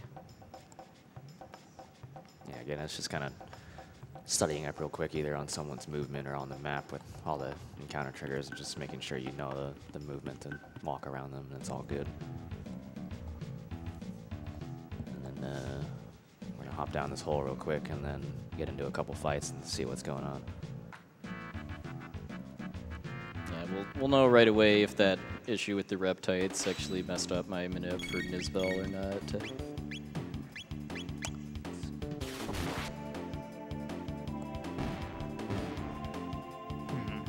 Hard to say. Yeah, it's still kind of questionable, because usually if I'm fast at getting to that hole to start the encounter, Chrono will get hit for 34 by the first Evil Weevil. Amazing translation, by the way. Has nothing whatsoever to do with that monster's name in the Japanese version.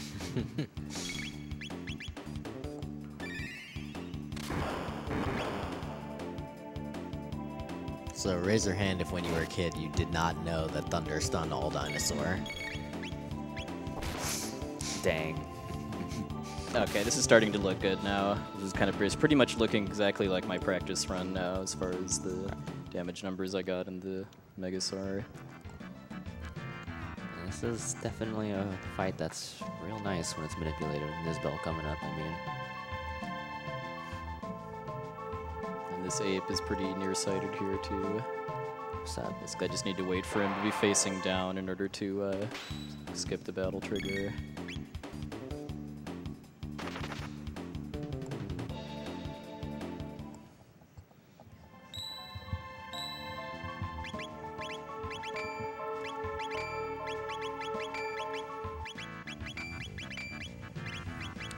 Be seeing the first, but not the last Berserk.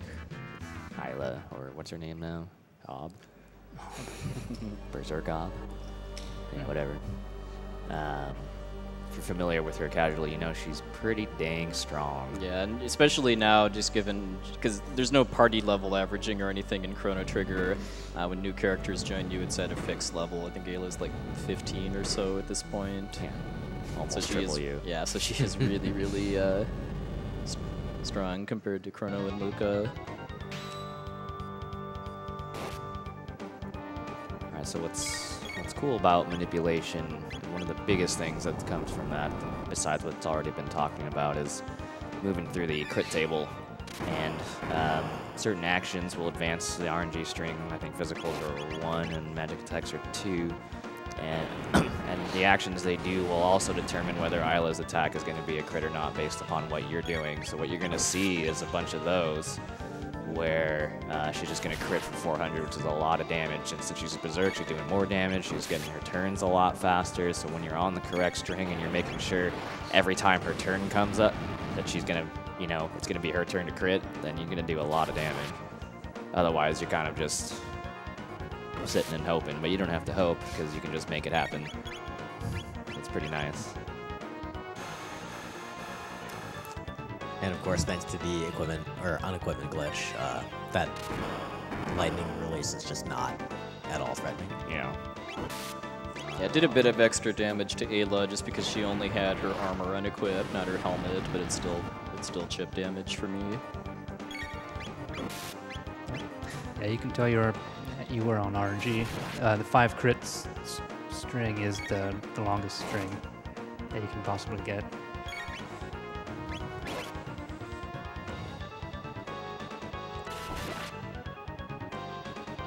And that's Nizbel. Nice. Fine.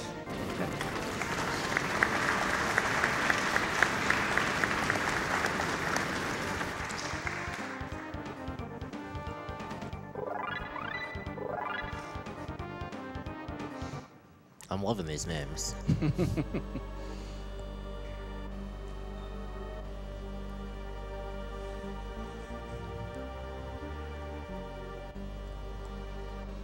So because Ayla leaves us now until after we've defeated Magus, we unfortunately also lose the Berserker she had on her.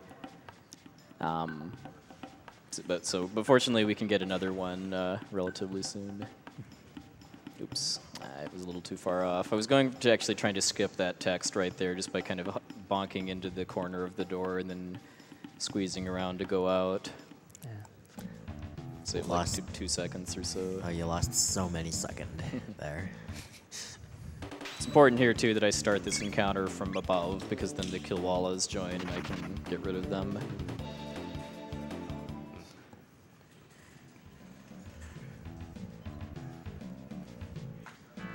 Here's my second Berserker here.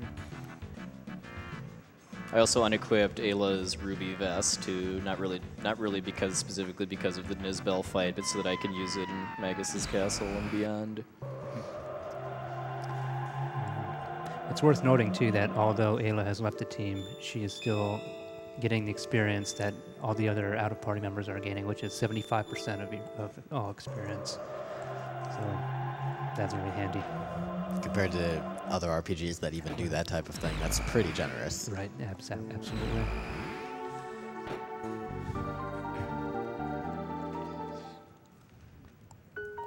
So now we have to watch all sorts of lengthy cutscenes, right?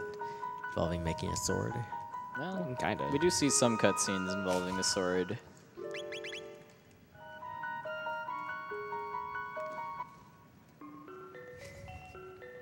Along with a fan favorite here, Corridors of Time.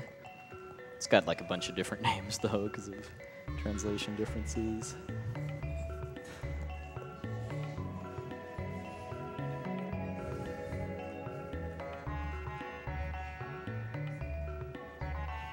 Walking into Melchior when he's stopped too does speed up the cutscene a little bit too, along with expressing my impatience.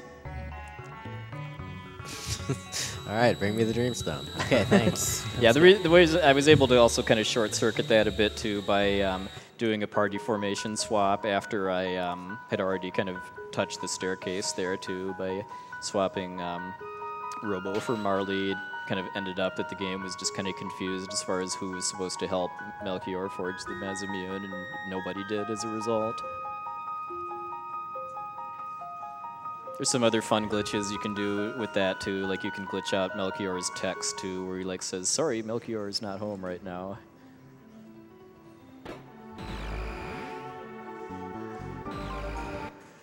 So now we've got bird skip number 3 coming up too, which is extra important because if I make this bird skip, then I can just go all the way into Magus's Castle without having to reset to change my RNG seed.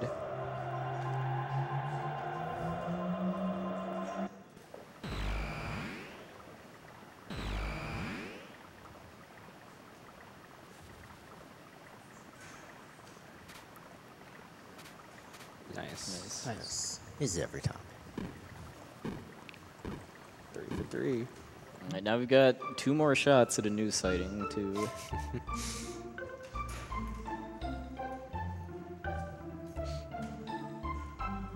Soon to be followed by many shots at Iceplug to read donation comments too, just because Frog's flashbacks that we're about to get are pretty much the longest string of kind of cutscenes that there's really nothing we can do to.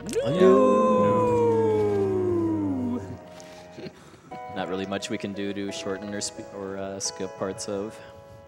This is officially it. Yes, it is now officially to earn. Sub 3 guaranteed.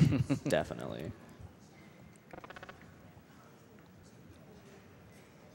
All right, so go ahead, Iceplug.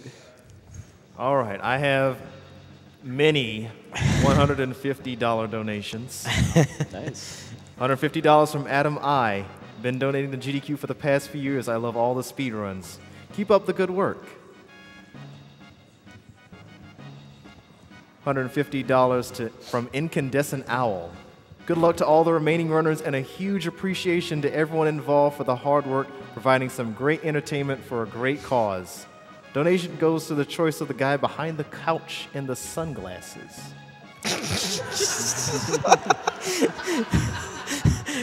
I can tell without looking at Scars King. $150 from... Yeah, my guess was it was either Ghost King or somebody put some sunglasses on Julius. $150 from Lars V. Hey, Puwex, I have greatly enjoyed watching your training for this run. Good luck and toss my monies to Runner's Choice. $150 from Sexy Polar Bear. Thanks for the excellent commentary and entertainment, puwexil and crew. What was your favorite Final Fantasy game again? Check the FAQ on my Twitch bio. I'm coming. We got away. $100 from Life188. Can I hear you guys do your best impression of the Lavos scream? Ooh, I'm not sure the audio guys want us to do that. Yeah. Oh my god. Oh, he said go for it. Who here?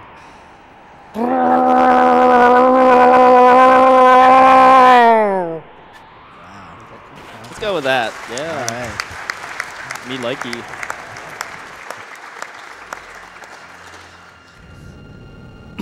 I have other donations Cyrus to didn't like read. that too much, though. I told you he was a god. I didn't lie. Still got time. $50 from DC Enigma 172. Hey puwexil, glad to hear that you are a believer in the correct pronunciation of Marley's name. Love the game and hope the run goes great.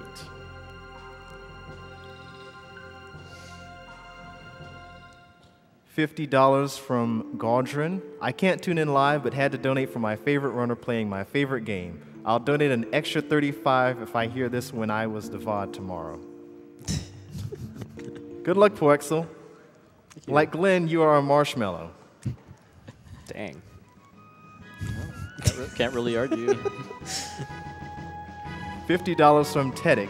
As an avid Mystery Science Theater 3000 fan, I would be remiss if I didn't push for Ayla to be named Ega.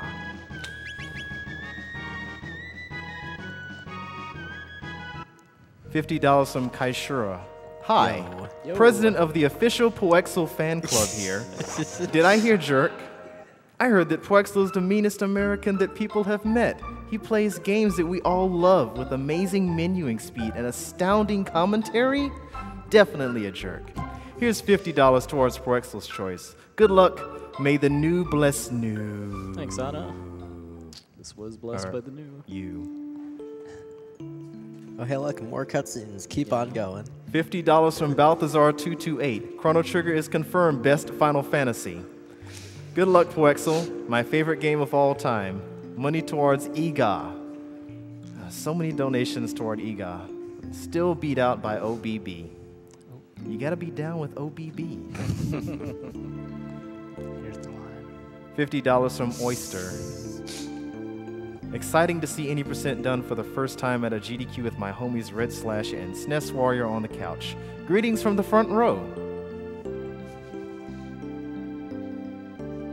Thank you, Oyster.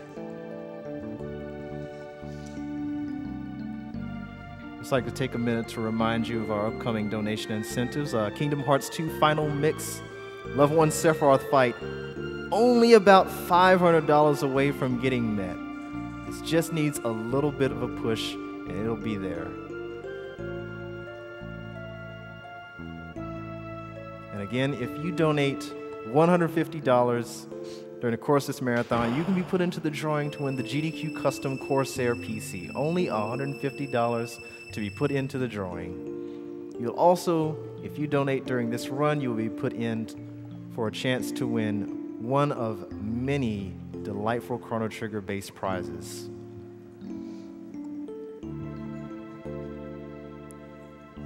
A little fun thing here too. Notice how the chest on this screen is actually open. It's just about to come on camera too, because it's using the same map from Denadoro, and it didn't bother updating it. I have $5 from Fierce Deku that says new. $50 from Nani that says I love you. I love you too.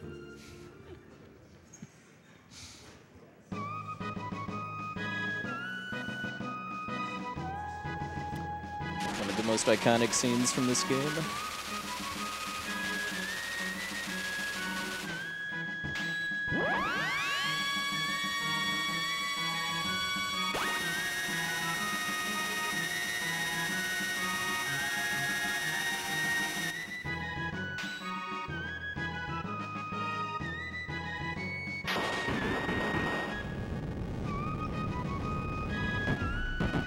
I really want a sword that can cut open a mountain. Certainly make getting around a lot easier. Alright, back to the All action. right, back to gameplay. So this will be my kind of last cue that my RNG is set correctly for the start of Magus's Castle. If I get hit for 19 here, Nice. So we're going to do kind of a magic trick here to make these enemies disappear, and Frog will be pretty impressed by that.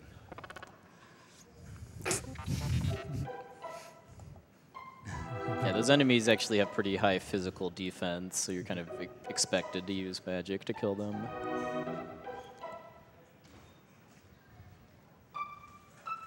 All right, let's do this. All right. So obviously we'll need to defeat all 100 beasts in Magus's lair. Using magic.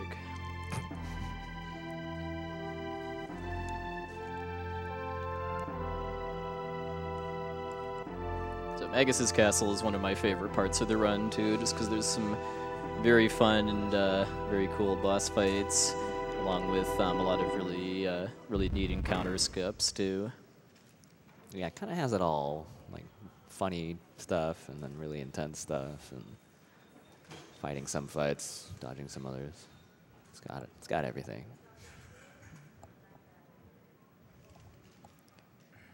Check out that bat. Yeah. It's my boy.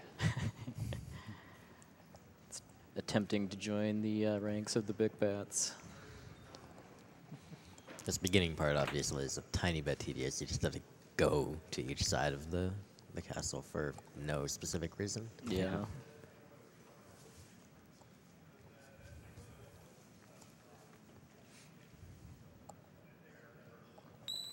And if it matters, then yet another sign of whether or not he's on the RNG, but he already knows, so it's not a big deal. Yeah, we'll see once for this fight here, which is I'm using the unequipped glitch in order to one-shot all 8 enemies here with rocket roll, but one of them's gonna get an attack off before I can do so because of how slow Robo is, and if it's 46 or 45 on Frog, then I know I'm good for Flea.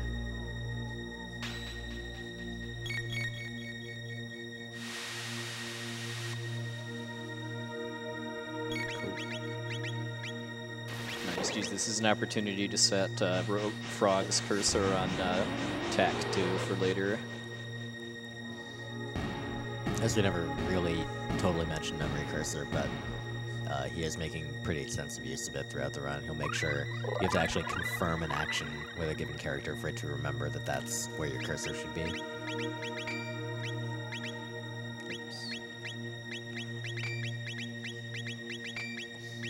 All right, casually, this is Flea is a fight that's coming up here that can actually be pretty trolly, but thankfully,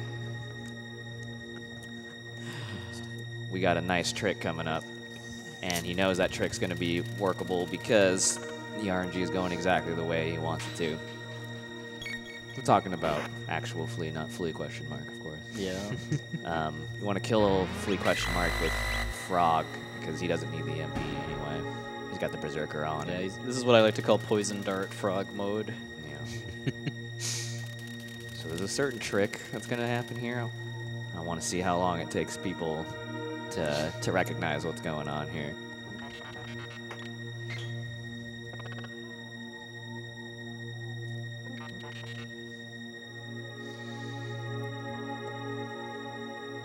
He's really laughing too.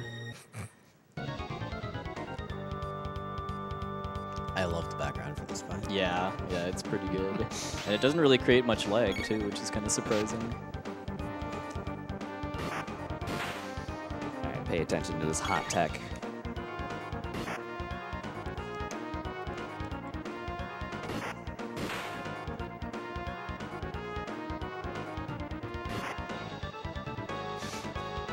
You're doing a really good job, Puwexil. This is pretty precise Yeah. in what's going on here. It's frame perfect so far.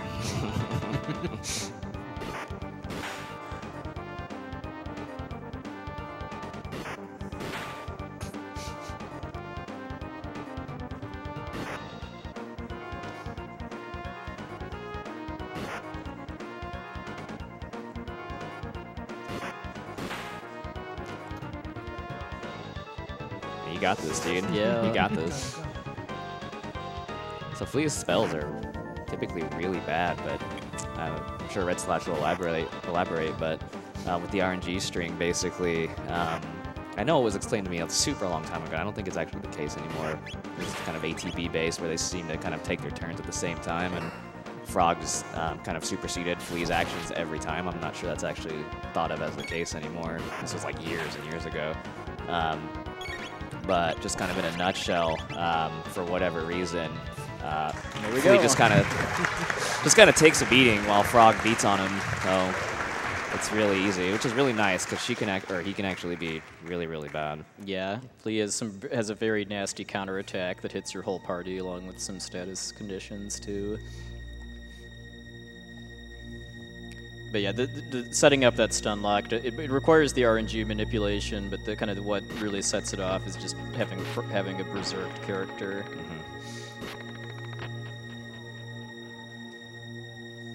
I don't think we actually ever explained X button attacking too. We should probably do that. Right. I think we have, 'cause it's yeah. very important for the Slash fight. Oh, sure. Yeah, if your battle cursor is set to memory in your menu, then you have the option to hold your menu button, X by default, in order to attack instantly on the first possible frame. So that's what he's doing there, here. yeah. In this fight too, I did have to have Chrono specifically attack the lower leftmost skeleton in order to kill it before it would get an attack. Okay, so Slash is definitely a fight puwexil will have to focus on, especially the second phase. Again, because there's RNG manipulation, it might feel very easy to just kind of I attack here, I use this here, I use this here, but there are some pretty small windows by which he has to input certain things, or else everything goes crazy. Yeah, queuing at mid-tonic with Robo at the end of the Flea fight was just kind of part of setting up for this too, just to make it a bit easier at one kind of very crucial juncture. There are two phases of Slash, one where he goes hand-to-hand, one where he picks up his sword. For whatever reason combined, he has more HP than his boss, but it is what it is. A lot of what's going to be happening here is fairly simple. He's just going to keep beating on him, but it gets a little bit more complex a little bit later. Yeah, because Slash has very high magic defense, so the fastest way to beat him is just to just pretty much go ham with physical attacks, especially with Frog having the Berserker. And he's not so bad right now, even if he weren't on manipulation. Once he picks up his sword, and especially when he's kind of getting close to dead and he starts countering a lot of what you do, he puts out a lot of damage. That's something to be careful about. Even when you're manipulating, you still have to be ready for some of the things that he'll do.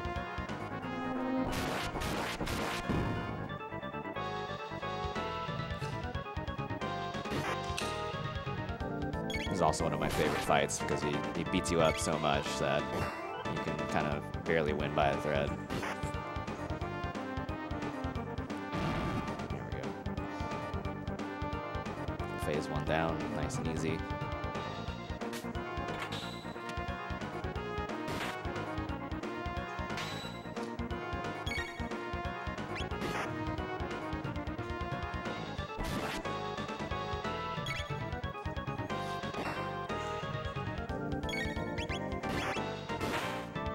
Another nice thing about X button attacking too is that it doesn't matter where your memory cursor is set to. It can be on either tech or item, and holding X will still just cause you to queue a physical attack on the first frame you can. Something a lot of people don't know about for this game too, just because it does require changing one of the default battle settings as far as turning on memory cursor for it to even work. So it's kind of one of those other situations here too. You can sit with Ryan D here, 15 hit points for a bit. It's just something you're not going to worry about because you know what's going to happen. Yeah, he'll be fun. Yeah, because I'm taking very low damage from his slash attacks because of the equipment glitch, because slash attack is considered light element.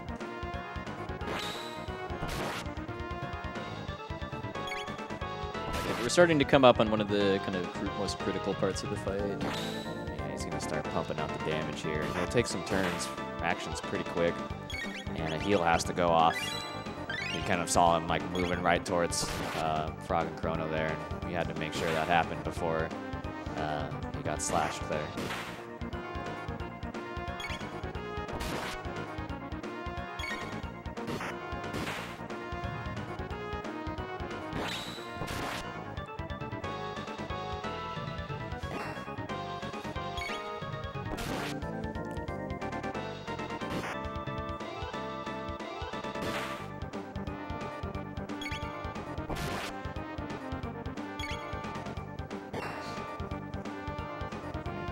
First, yes indeed.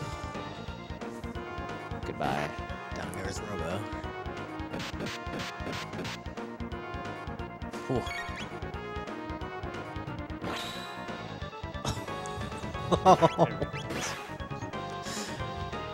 So there you go. Yeah, Good there we fight.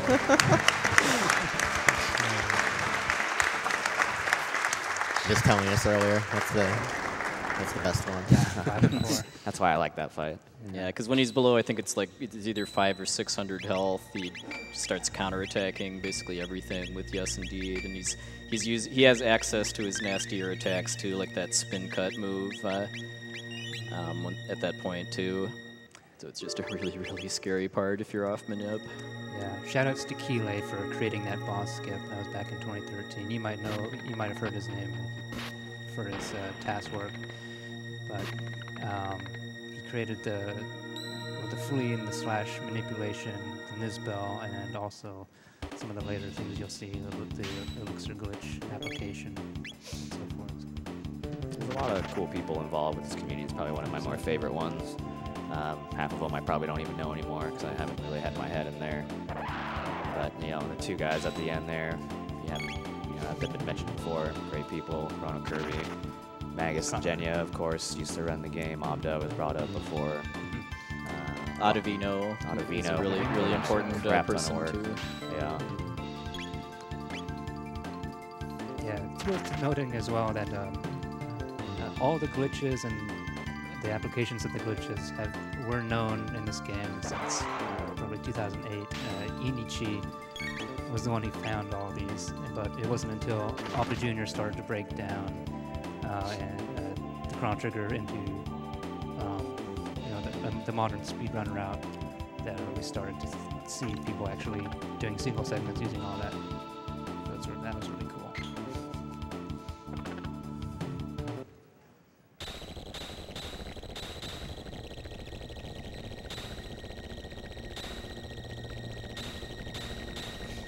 I just love this entire section of Magus' tower. Yeah, the guillotines only really hurt you when those sparks are visible.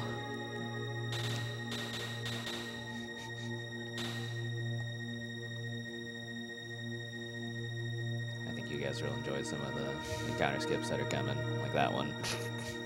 As it turns out, Must have just missed them, I moving. guess. Yeah. I don't know. Donkey Kong. Very nice.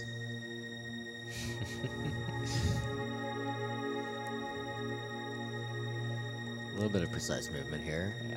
It's but just, using the floor tile patterns, he's able to figure out where exactly to go to dodge those holes that will open up in the floor. just kind of remembering where everything is. Second verse, same as the first. Let's check out my boy here. What's he gonna do? He's gonna get you, dude. He's gonna get you. Oh, but he's gonna go around them. Never mind. Oh, well, see ya. What a guy. And for rounding the corners to dodge those outlaw enemies too, I was also kind of buffering my movement in order to hit the first pixel that I could.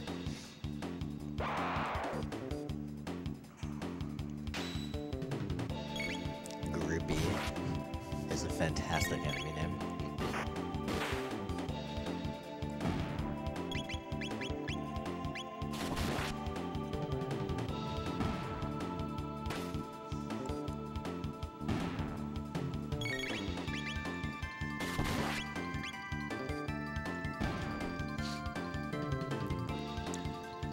Question's been burning in my mind. Is anyone else trying to count all 100 of the enemies in Magus' castle?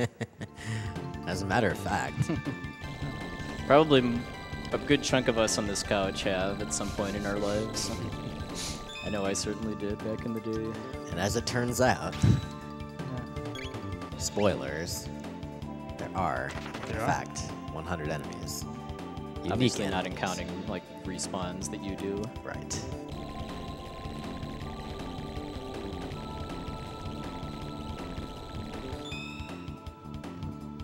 What do you want to kind of explain how jugglers work too? Just 'cause it's one of the more complicated fights.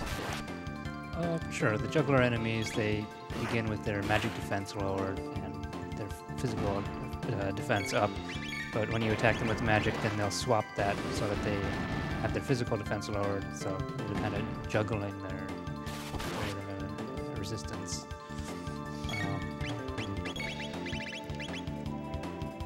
And for a while, we had a laser spin strat here with a Robo to hit all 4 of the jugglers twice, and it was pretty impressive, but pretty dangerous, and it turned out that this X-Strike strat was a little bit faster anyway, and safer.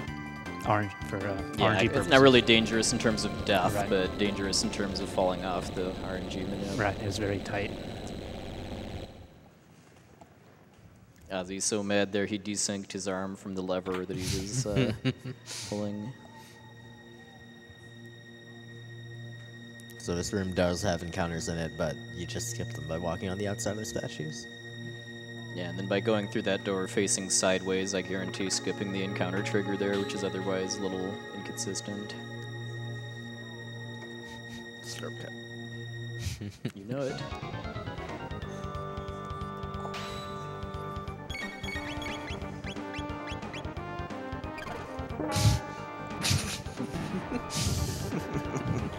Perfect.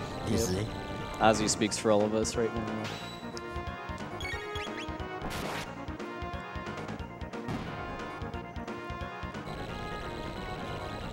This fight here too gives me both some visual cues about my my RNG seed being set for Magus, and also an opportunity to correct it if I got into an extra fight in Magus's castle and messed up the map a bit. All right, so 119 is what we're looking for there. All right, we're in there. Yep.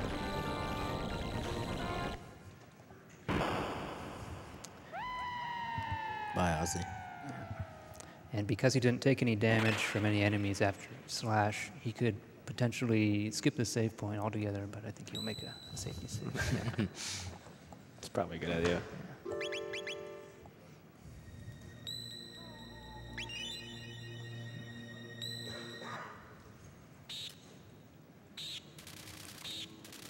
All right, well, I said that Frog cutting the mountain is one of the most iconic kind of moments in this game, but coming into one that a lot of people think, myself included, think is a little bit better.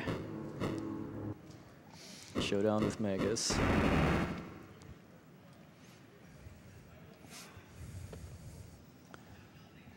Want to talk about fight strats?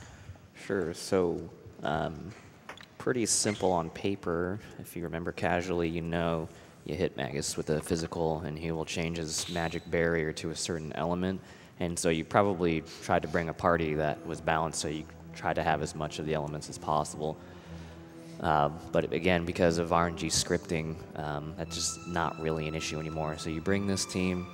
Frog's job, one and only job for the most part, is just to keep bashing him with the Mazamoon to lower his defense. And because of manipulation, the only elements you will see throughout the entire fight for when it matters is lightning and shadow, which happens to be the two things that puwexil has available to him. So it's really simple. You're going to just hit him right here, and 30 damage doesn't mean much, but it will have him kind of proc his barrier change. And Robo's element for his attacks is shadow, his techniques rather. So you got that covered. And when he does change it again, it will be to lightning. And again, we have that too. So it's nice and simple. You will not see any water or fire, and not seeing fire is especially really good because it's the only element that he's not resistant to. And so because of RNG manipulation, this fight becomes really, really simple, despite the fact that he can be very dangerous and has a lot of health, but it's not really a big deal anymore. 6,666 health. That's correct. So you're kind of seeing a lot of things stacked to the speedrunner's advantage, to where most of Magus's actions are going to be magical, which you're resistant to.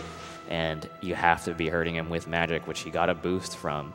And again, you know, puwexil knows exactly which spells are going to come up, so he's ready for them. We got lightning queued up, you know, or going to be queued up for a gajillion damage.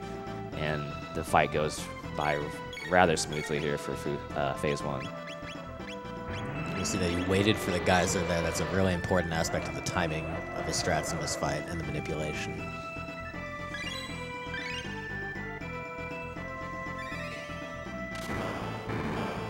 6,666 hit points is a lot, but when you're every kind of hit you're doing to him is 400 or 500, 600 damage, then it's not that big of a deal. And then you take, you know, 15 to 25.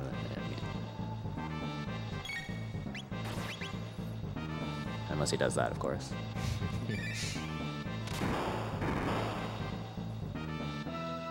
So we're at the point in the fight where he doesn't change barriers anymore, and pretty soon he's going to start casting Dark Matter. But until he does, puwexil has a bit of an opportunity to get a couple more attacks in with the previous weakness, so he just gets 2 more free lightnings here for another, like, 960 damage.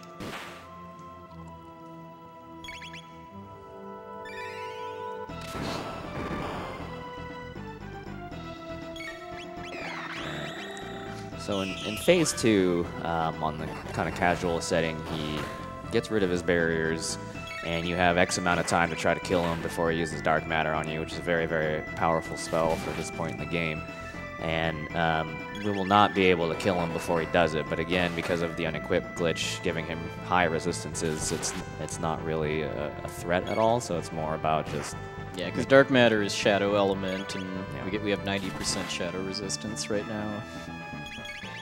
So at this point in time, for the most part, as far as like what the string looks like, you're just beating him down as fast as possible. Magus's strongest attack. Yeah, watch these damage numbers.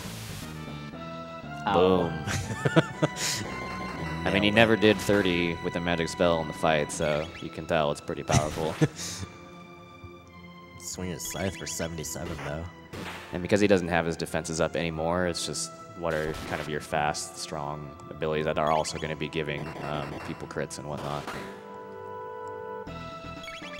Right, and the last magical weakness from the first phase is removed at this point, so there'd be no point in casting that. And he's going to start charging up, but he shouldn't survive long enough to actually cast it.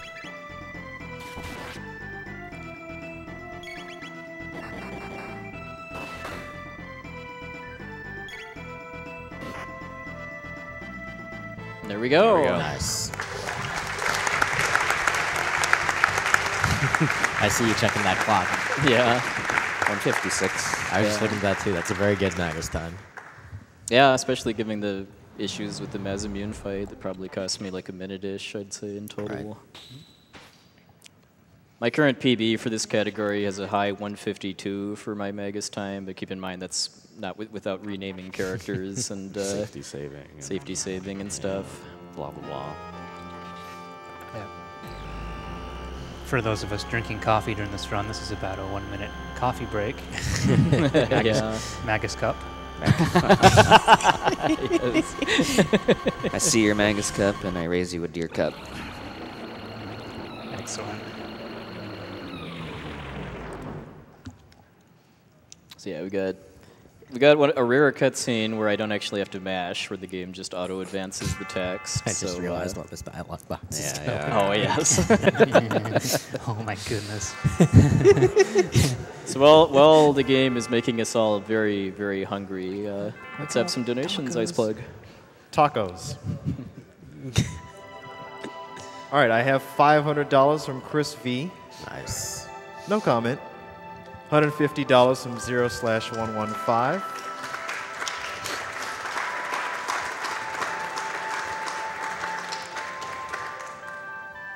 $150 from 0/115. Also no comment. $150 from Dustin Brown. Chrono Trigger is the game that got me truly into JRPGs. Love seeing it speed ran.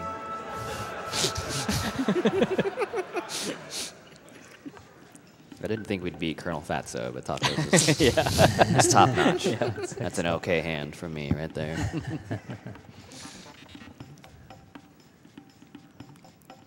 Probably. Yeah, sorry. $150 from Taka. Purely coincidental. I'm so happy to donate during puwexil's run. His beautiful voice lulls me to sleep every Sunday night during his stream, and I have sweet dreams of nudes. Ooh. $150 from That's Triflin'. Thank you for sparing all those birds, puwexil. If only all of your fellow speedrunners had such a humane attitude. This goes towards saving the animals. tacos rasp. Okay. All right, so now we're starting the Tyranno layer segment of the story. We're kind of finishing our business in the prehistoric era. So we've got a cutscene trigger here that's actually just one text box, so it's faster to just run up and get it, and then go back and then start fade outing, if that's a word, to skip the real cutscene here with Ayla and the Laruba Elder. And it's a substantial cutscene. Like, if you feel like this is ridiculous what he's doing, I promise you it's much faster than the alternative.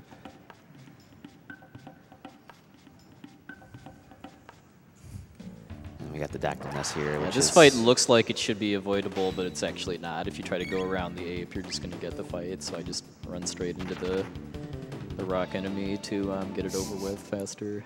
I really like this area because there's a number of skips that are just really precise and impressive looking when you like pull them off quickly. Yeah, not that, I mean, well, I actually can't. Well, yeah, there's one skip in this room, and it's pretty easy, but then there's 2 pixel perfect encounter skips in the next room.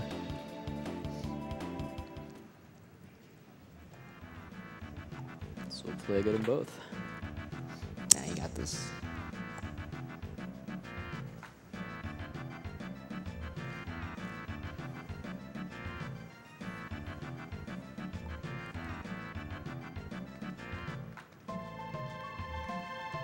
There's one. Nice.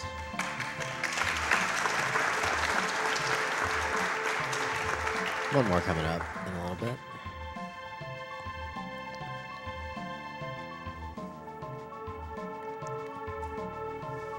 There's 2. Nice. All right, there you go. Good job. Beautiful. I told you got this. Yeah. Easy. Easy every time. Yeah, for the first one, I kind of ran into that corner and then used pause buffering to basically move 2 pixels to the left to line up with the row of or the column of pixels I need to be on to clip around the encounter trigger. And then for the second one, I actually used the grass pattern on the floor as a visual cue to line up Chrono's boot with. You're on any other line of pixels on either side, and you're not going to get it. So it is very, very, very precise. And funny enough, pausing the game to really get those pixels is something relatively new. People used to just beast it. Just talking about that earlier. Who exactly was the first person to come up with that? The pause buffer movement? I'm not sure, actually. I'm not sure. I think a couple people thought of it, but it didn't really spread. All right, well, I'll just take credit for it then.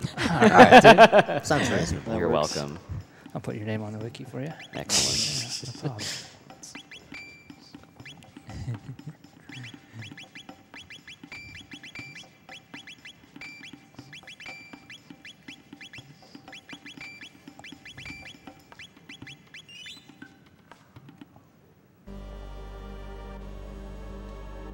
There's a Chrono Trigger wiki, by the way. Yeah, throwing that out there. Yeah, we can definitely toss out the link at the end of the run too. Right on. Anybody's interested in learning to speedrun this game? Lots and lots and lots of community support. You got the wiki, there's leaderboards there too. There's all kinds of guides, routes, notes, maps, like all kinds of stuff to get you started. There's a whole Discord with all the different games on there. And I know it gets said in like every game that's run here, but there's a lot of resources out there for anybody interested in picking it up. I definitely encourage you to do so. We know that didn't used to be the case for like most speedrun games. I think that's probably still the case, honestly. And just Chrono Trigger is just not one of them. It's got a lot on there, a lot. But yeah. Also, in the world of Chrono Trigger, making a kind of a competent prison is not really something that you can take for granted. Since like in Guardia prison, we had the Chancellor go to the trouble of framing Chrono for kidnapping the princess, but then kind of not take away his weapons when he threw him in jail. And now here we've got a prison where the jailers run away from you instead of the other way around. And then like here we've got a cage that can be opened from the inside. Of course. Just like that. With the good idea to jump in there to open it from the inside. Yeah, instead of pressing that huge switch button right before the torch there. Yeah.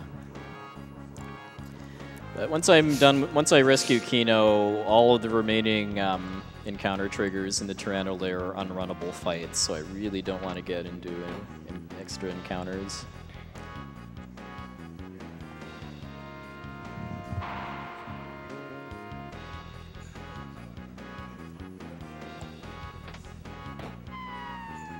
Bye. I love those animations. So here's a room full of teleporters. Yeah, teleporter maze, which I just skipped all of by running diagonally. It's hot tech, man. How many fights did you just skip in that room? In the outside room, like 3 or so.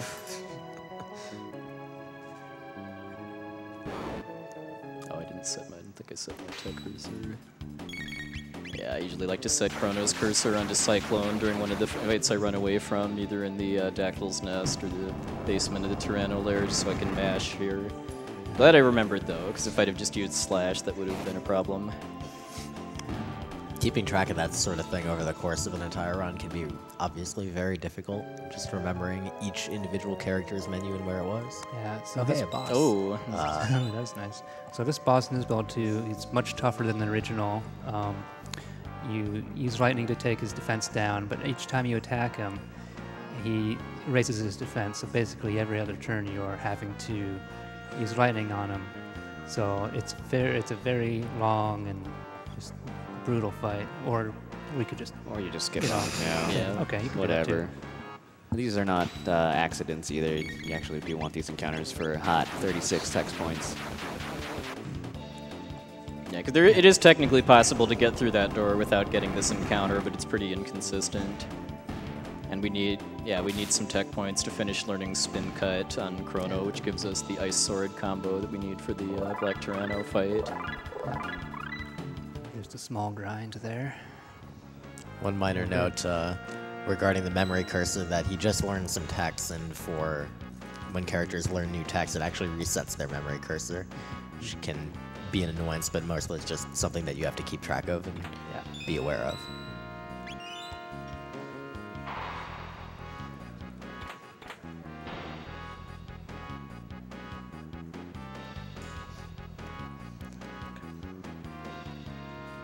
Very nice. All right. Yeah, it's like a 4-pixel window or so to skip a pretty nasty set, like double set of encounters on that bridge right there. I use one of the dark colored bricks on the floor as a cue to line up with. That was a really powerful sounding roar through those headphones too. Shoutouts to Power Up Audio. Powering up the Black So Tyranno. one very important thing. Oh, yeah.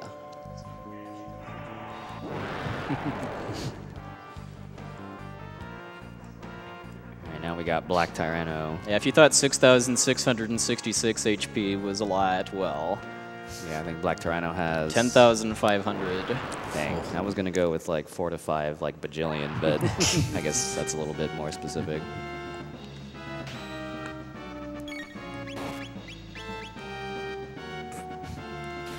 So yeah, as you can see, you need to take out Azala first in order to actually be able to damage the Black Tyranno here.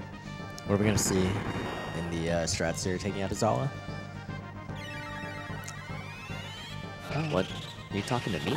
Yeah, what are we gonna see? You're now? seeing it right now. What Got some are we ice sword seeing? going on.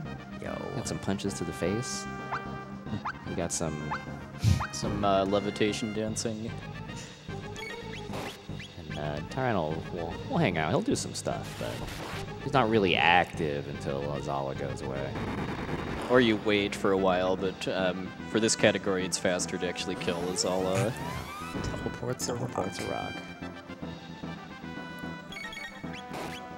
Yeah, so when you kind of see some of that, like, I mean, I hesitate to call it grinding, but there are some battles you do want to take. You know, sometimes they work out for RNG purposes, sure, but you do want to make sure you pick up some new techs because you want some of the strongest attacks possible. Right now, that's Ice Sword. Later on, that's going to be Falcon Hit. You do want to make sure you learn those, and you'll take the opportunity to do so. So right now, Ice Sword is the moneymaker, along with Isla being Berserk, who's doing whatever she wants. This is a pretty precise fight, too. Very easy to get off the RNG, especially in kind of the older days, but this strat here makes things a lot safer and faster. Kind of a happy find, both safer and faster. Rarely do you see those two things come together. Yep. Usually once something's faster, then it's very risky, but not in this case. Yeah. Actually, it happens more often than you think in Chrono Trigger. In this game, fair enough.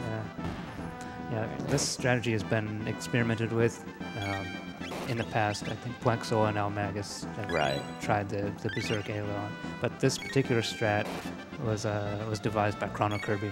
So he came up with some pretty big route changes within the last year, just recently, and really pushed the time down.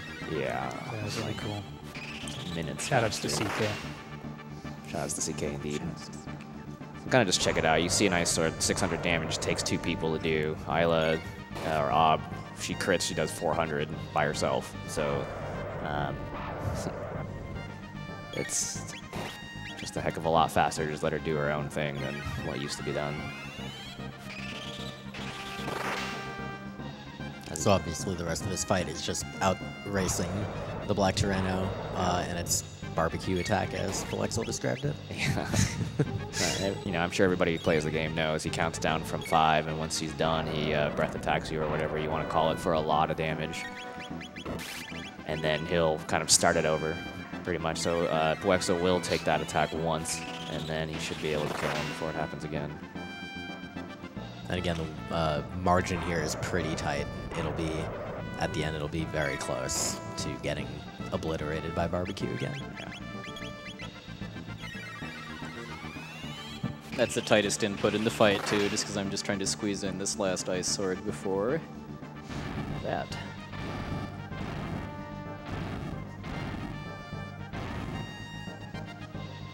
Owie. Bye. Yep. Yeah. Again, fire. We do not have boosted resistance against with the de-equip glitch, so it is a big deal.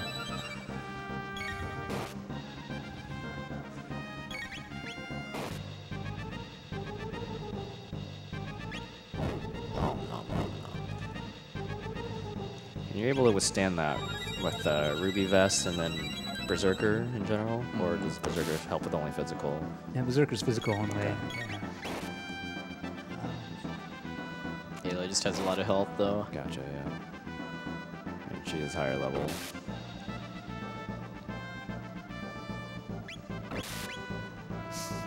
Just going in on it. That's what she does.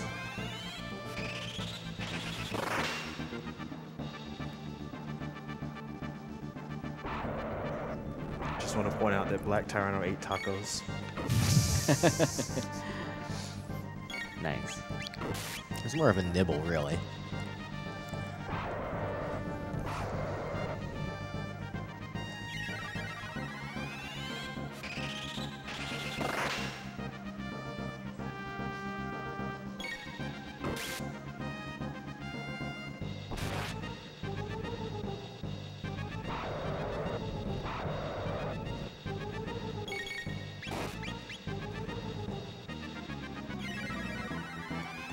Just a quick note that because of how fast Chrono is, he's able to get 1 extra attack in while waiting for Love's ATB to refresh fully. Chrono's pretty quick in general, and then the slasher does also bump up his speed. Right down to the wire here. Yeah. If I get barbecued again, what you think happened will happen, but we got him. Got him. Oh, goodness. I just love the way the game teases you there. Yeah.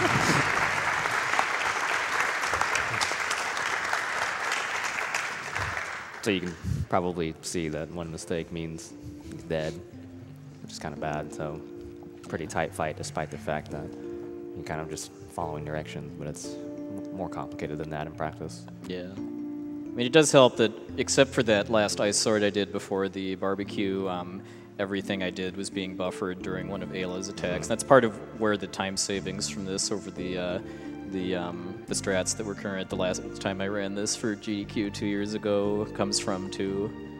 Just all that time adding up that I'm going into the menu to select Ice Sword and it doesn't actually count against me. we actually mention the extra effects of the Berserker earlier? I don't recall. Never wouldn't hurt to mention them again. Yeah, somewhat. It actually boosts your attack power to 150%. Same with defense, so it's pretty major. I think I have those numbers right. It's not 125. I'm pretty sure it's 150. If anyone at home knows, please post in the chat. Or in a donation, even better. It's whatever you say, man. Whatever you say is correct. You could donate $1 for each percent of power you get from the Berserker too. Please do.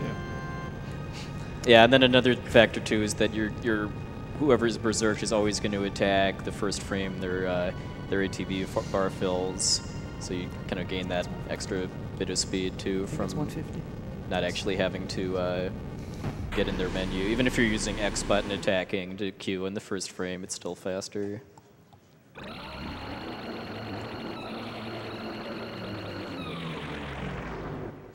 That does sound pretty much identical to that noise Iceplug made earlier. Yeah. It's uncanny. Yeah. Agreed. All right, so as soon as I gain control, I'm going to immediately get the Berserker off of Ayla to set up the next battle I'm going to be fighting. But while we do that and listen to some very, very good sitar music in Zeal Kingdom, let's have some more donations. Oh, yeah. We have $1,000 from Discord 166. Oh, nice. Nice.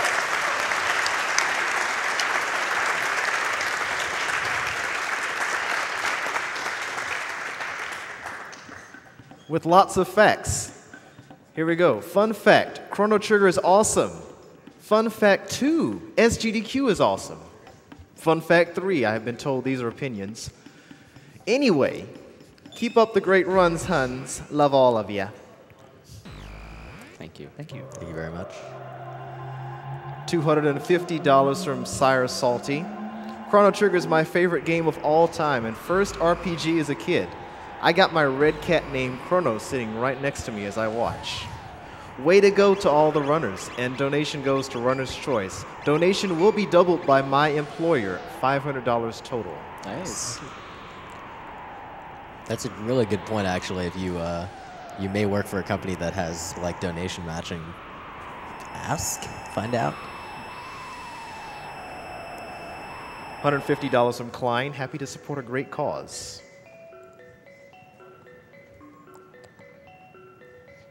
This is a little detour that's not in the normal route that I'm just doing for marathon safety, just to buy a couple extra full tonics. It's basically the best healing item you can buy. It's what I sold my ill-gotten jerky earlier for.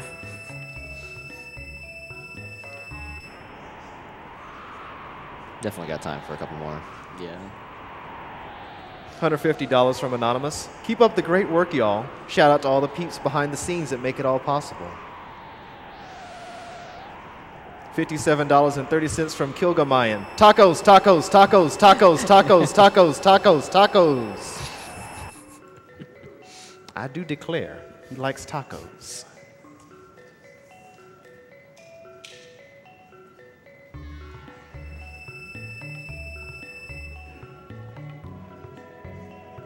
$150 from Dougie Style 420. Chrono Trigger, the first and best RPG I have ever played. Good luck to puwexil, and don't forget to save those animals.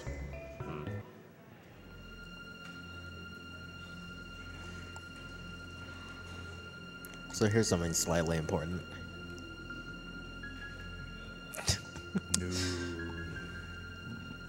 Yeah, that's pretty much gonna spell most of the end of the content that puwexil is going to need to do to finish out this game. Yeah, because, yeah, like we kind of mentioned like an hour or so ago, I mean, this is an any percent category, so and aside from not doing the wrong warp, or also known as Lavos shell skip, I mean, we're just doing whatever we can in order to beat the game as quickly as possible. I mean, we had access to the Lavos bucket way earlier, but if we'd have gone there, we'd have just gotten destroyed before even getting anywhere close to true Lavos.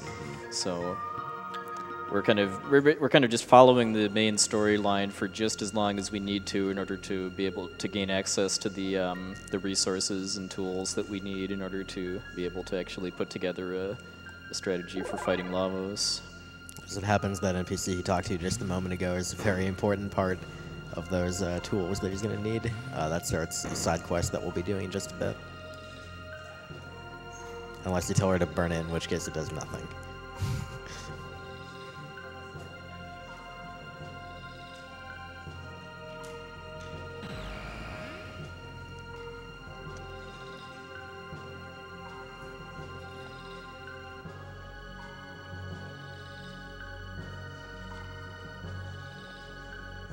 And if this was a true any % run where I was going to do the Lavos shell skip too, this is also where there'd be some divergence too, because I wouldn't actually need to get the pendant. I would just need to talk to Plant Lady, as she's 100% officially named, and then be on my way. Right. It's a good name. Oh yeah, I'm kind of going into a boss fight on super low health and magic too. I'm sure it'll be fun. Yeah, well, it'll be all good though. You have RNG manipulation. Yeah. Like, that's It doesn't matter that this guy has like nasty AoE attacks and stuff. It really doesn't.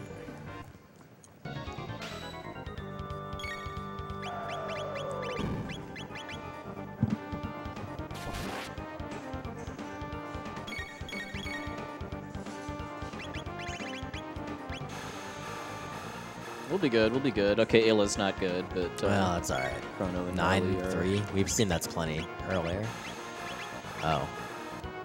Well, all right. Alright. Oh no. But fortunately, my kind of theory on this too is that you're just kind of suddenly hurled into a boss fight, basically, while you're exploring this castle. So they kind of had a little sympathy. The game designers had a little bit of sympathy and made it so that even if you lose to the golem, the story will still continue. And if you win, which I probably could do if I really wanted to, but would be very slow just because the golem is 7,000 health, the outcome would be the same. Definitely feels like casually it's a little bit harder than what you might reasonably be expected to have prepared for at this point.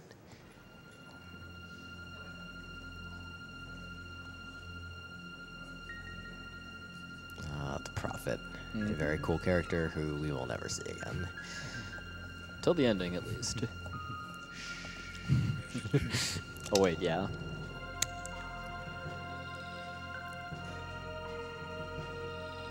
Unfortunately, that is the last we're going to see of Alphador, though.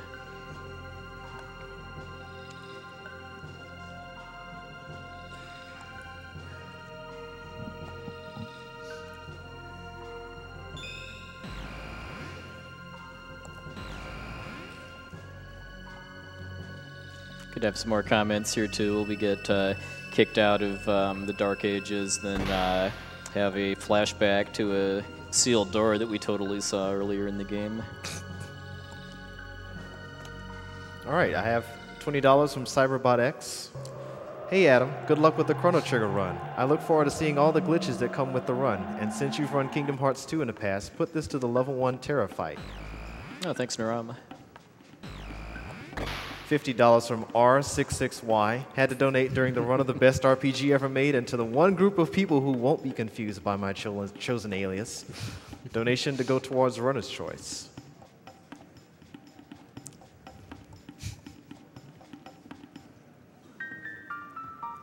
$50 from Vinny Vine Sauce. Donating for a good cause during my favorite game of all time. Best of luck to the runners, and kill the animals, please.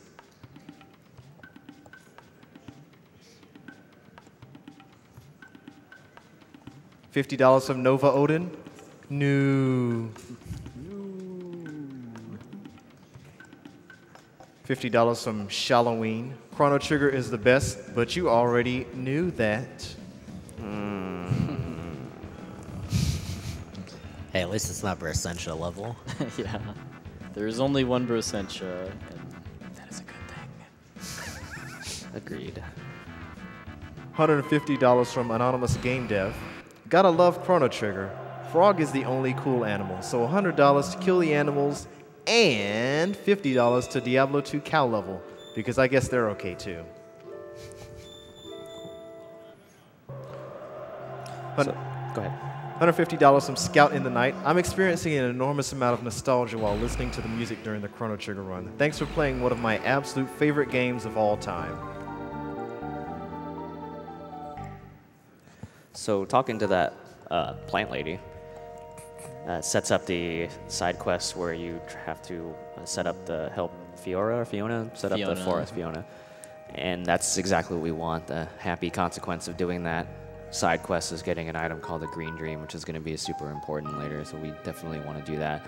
And thankfully, with its presence in the Middle Ages, you have access to it easily without needing the time machine. So don't need to worry about that. We can definitely do that. We will make one pit stop, obviously, to grab the Swallow and Endgame sword for Chrono. Yeah, or for it's Tacos. like the 4th or 5th strongest sword in the game for Chrono, along with giving him even more of a speed boost than the Slasher. Yeah, it's got everything we want. At least one more point in speed, and then almost double the attack power of the Slasher, so it's super important. And yeah, I mean, at this point, if I was continuing to follow the main story, which I would be doing, like if this was a 100% run, we'd be going to get the time machine. But now we're just kind of, now that we have the powered up pendant, which lets us open the sealed chests in that pyramid, we can start getting some really powerful gear. And we've also opened up, like Bick just mentioned, the Fiona's Forest side quest. And hey, 4 for 4 on bird skip. 4 for 4. Nice. Also taking the time to power up this chest. For those you might not remember, if you interact with one of these special sealed chests earlier in the timeline, and then you come back to them in a future timeline, you get the powered up version. Yeah, so I'm doing that to set up getting a blue mail later on. Exactly. And if you want, you can also create a paradox by going back and getting the thing in the older timeline. You can definitely do that. So we're coming up on the dungeon here for the side quest, which has the Ret Knight boss. Definitely another special boss that can be hard to deal with, even casually as well. And we have to find a way to get through here at lower levels, which is definitely doable. You do want a very specific load here to handle some of the encounters as well as the boss. Main reason why you want a lot of these encounters, because most of them are avoidable, is that we're going to also get a gajillion tech points. Yeah, 'cause this is an end game side quest area that we're coming to way, way earlier than we're meant to. Exactly. Yeah, when you learn a tech in Chrono Trigger, the character who learns a tech gets double the tech points from the battle.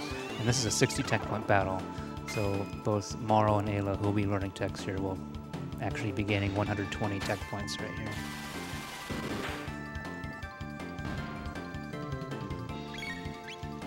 Killing that guy before he attacks is pretty tight, too. And the Mohovores have really high evasion, too. Like, I knew that first spin cut was going to hit the top one, but for the other two, I'm using Drill Kick because it can't miss.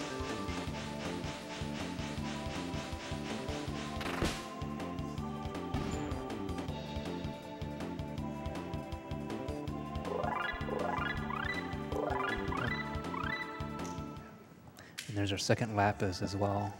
I need both of those for Yeah, the this game is lava actually shell. very stingy with party healing. Like, the only 2 items you can use to heal your whole party are Lapises, which heal 200 HP, and then Mega Elixirs, which heal full HP and MP. Neither of which you get access to until pretty late in the game. We're gonna Zerk up for this fight.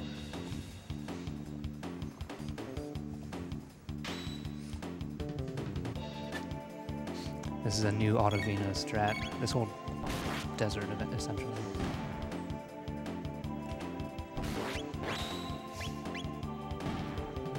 It's important, too, that I actually target the left Mohovore instead of just holding X, because like we mentioned I don't know, like an hour or more ago, if I queue an attack on something that then dies before my attack goes off, that causes the RNG to advance in a different way.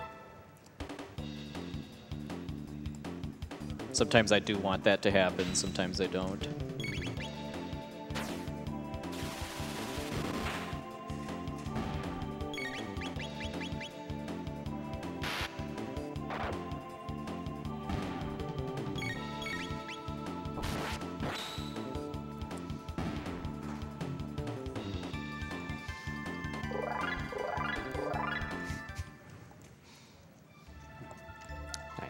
All right.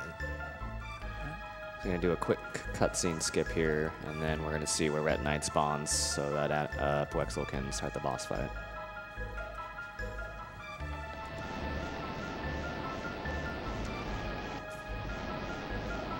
All right. It's not the worst. Yeah, lower left is what we generally consider the worst spawn location.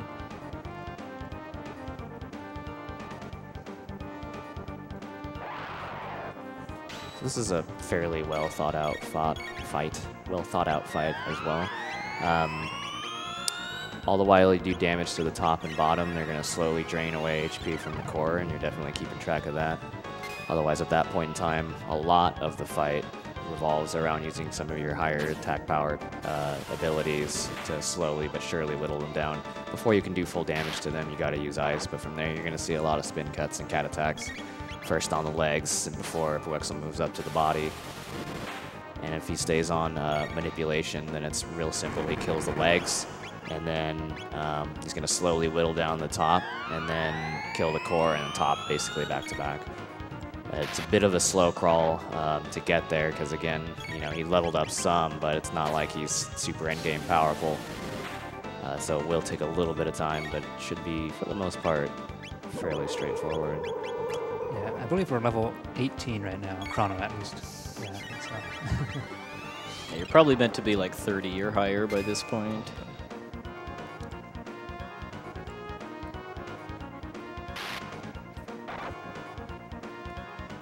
Yeah, the head has 5,000 HP and the legs have 4,800, I believe, so this will take a while, but not like ridiculously so. I mean, you're doing just under about a grand damage, so.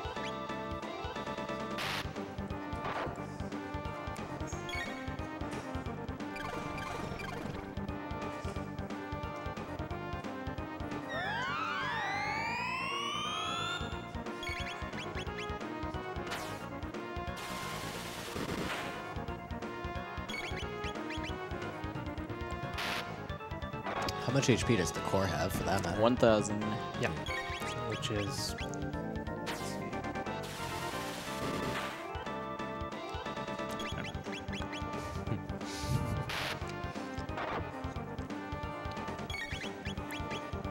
I'm counting my hits here just to make sure I follow the plan right.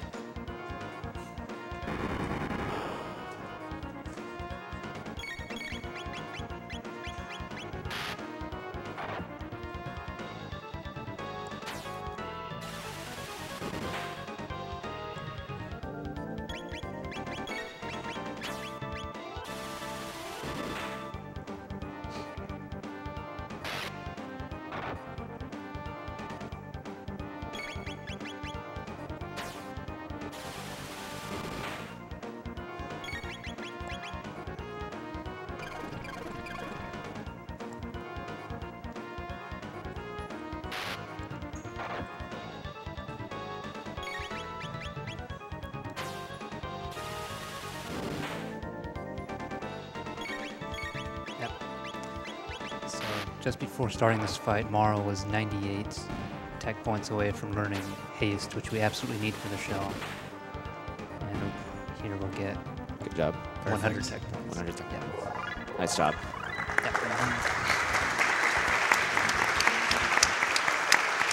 So now we are outside of finishing out the quest and getting the Green Dream totally ready for the confrontation with Lavos. Having haste is really important, as well as learning Falcon Hit, super important as well. And then the final kind of factor there is getting the Green Dream, as well as making sure puwexil has 2 elixirs for whatever reason. There's just a quick double check to make sure he got all those chests in there. Yeah, because this part's just a little kind of inconsistent between runs, depending on where exactly in the room you fight Ret Knight, because he's got 4 different spawn locations. Yeah, so it's hard to build up like a muscle memory for that. Mm-hmm.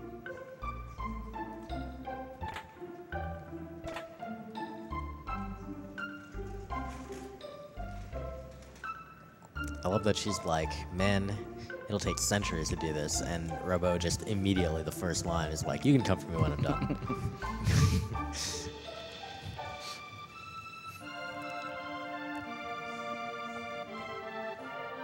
So let's go do that. We probably have time for a handful of comments. Yeah. Oh, yeah. I have $1,000 from Fast B. Oh, yo. Nice.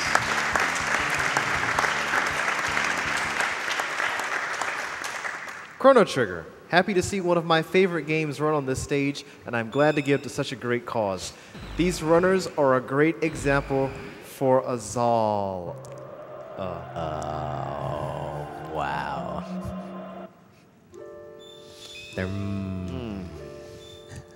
I might have to disown my own brother. $500 from Pin T. Cut off the last name. No comment. $100 from Joseph G. Kim. Greetings from Zeal. First-time Magic user, long-time time traveler. Love supporting such a great cause. Kill the Lavos and save the news.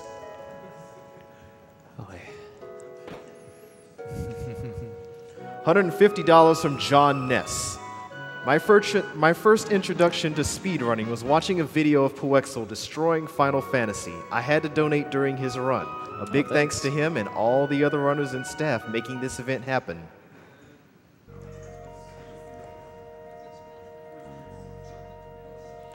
$100 from Andy233. I loved Chrono Trigger and Chrono Cross as a kid. Thanks, Puwexil, for showing this game off.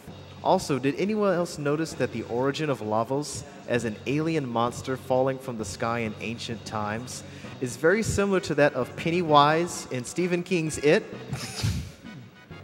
Thought he was going to say Genova. I guess that works too. I saw the first 20 minutes of that movie. I've definitely thought of that parallel before. That's cool. $50 from the Jerry Peace.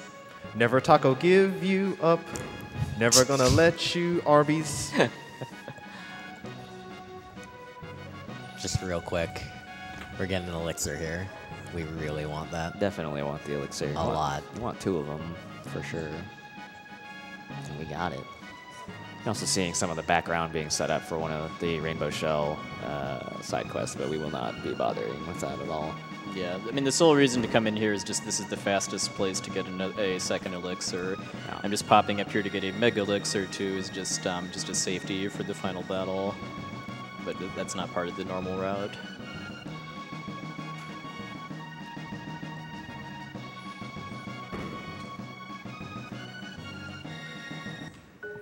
Time for more donations.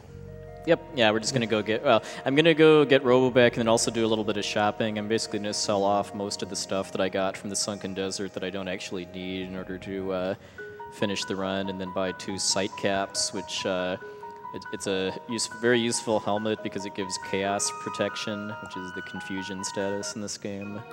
That's essential for the final battle. I'd say you're good up until Luca does some time traveling. All right. $150. Heyo, GDQ. Eugene and Maya Lisa here. It's our 15th wedding anniversary. But rather than buy each other gifts or go to a fancy dinner, we'd rather give the money to those who need it more. MSF is an outstanding organization bringing aid and comfort to many all over the world. It's up to all of us to help them continue. Donation goes to Puwexil's Choice. His RPG runs are always entertaining, and Chrono Trigger is one of the favorite RPGs. Yeah, thanks, and happy anniversary. $100 from GetCooped244. Had to donate to one of my favorite games of all time with my favorite speedrunner. Thanks for such a great time, guys. Puwexil's Choice for the donation.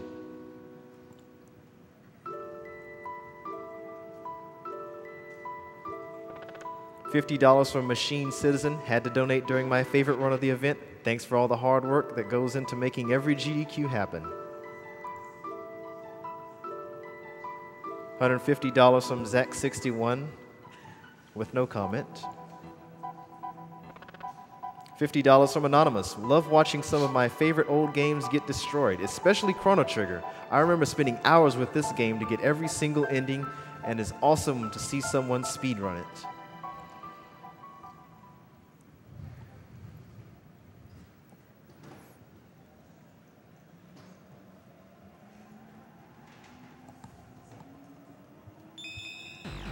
All right, so we're just wrapping up the Fiona's Forest quest here, both to get, well, I guess we don't really need Robo back because we're not going to use him actually for combat in the rest of the run, but we do need to do that in order to get the Green Dream, which is kind of the final reward for the quest. And the Green Dream's an accessory that gives you the re-raise status once per battle, which means that if you die, you automatically get revived once. And we're going to be using that for both its intended purpose and some other magic too. Nice. You did it. Totally free. So you like read some notes and hopefully clue in that the password is Lara, and you would input those one at a time, probably. But as it turns out, you can just hold all the buttons at the same time, and it inputs the password for you. It's pretty great. Mm-hmm. And then I saved Luca's mom, both because it's the right thing to do, but it also saves time, too, because the cutscene ends immediately after you enter the password, and then also there's less dialogue here with Robo if you get the good outcome.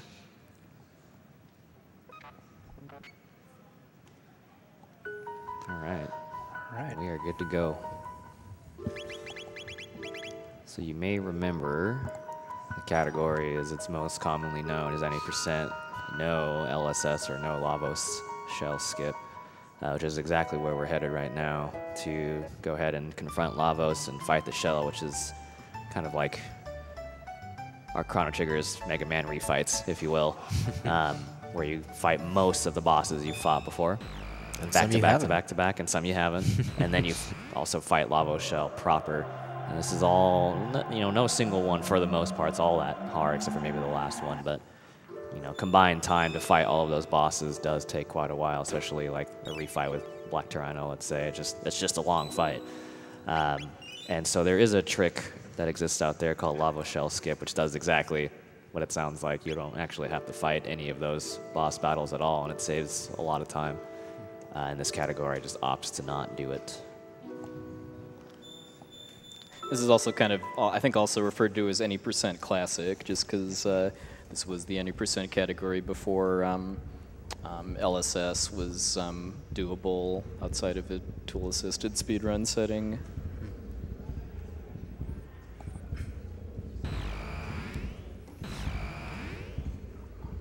LSS is both a it's a very difficult trick to do, as well as having a little bit of randomness to it. On top of the fact that some people are just not kind of into what it does to the route, so that's why they're separated. And then because you would be skipping all these fights that puwexil is doing, there's certain routing changes as well, because there's certain things you just don't have to worry about. But we will be doing this epic 10-minute battle, or however long, 15-minute battle.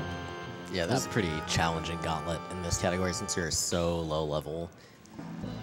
Of course, the first couple fights here are against stuff like the Dragon Tank and Guardian, and those are pretty straightforward.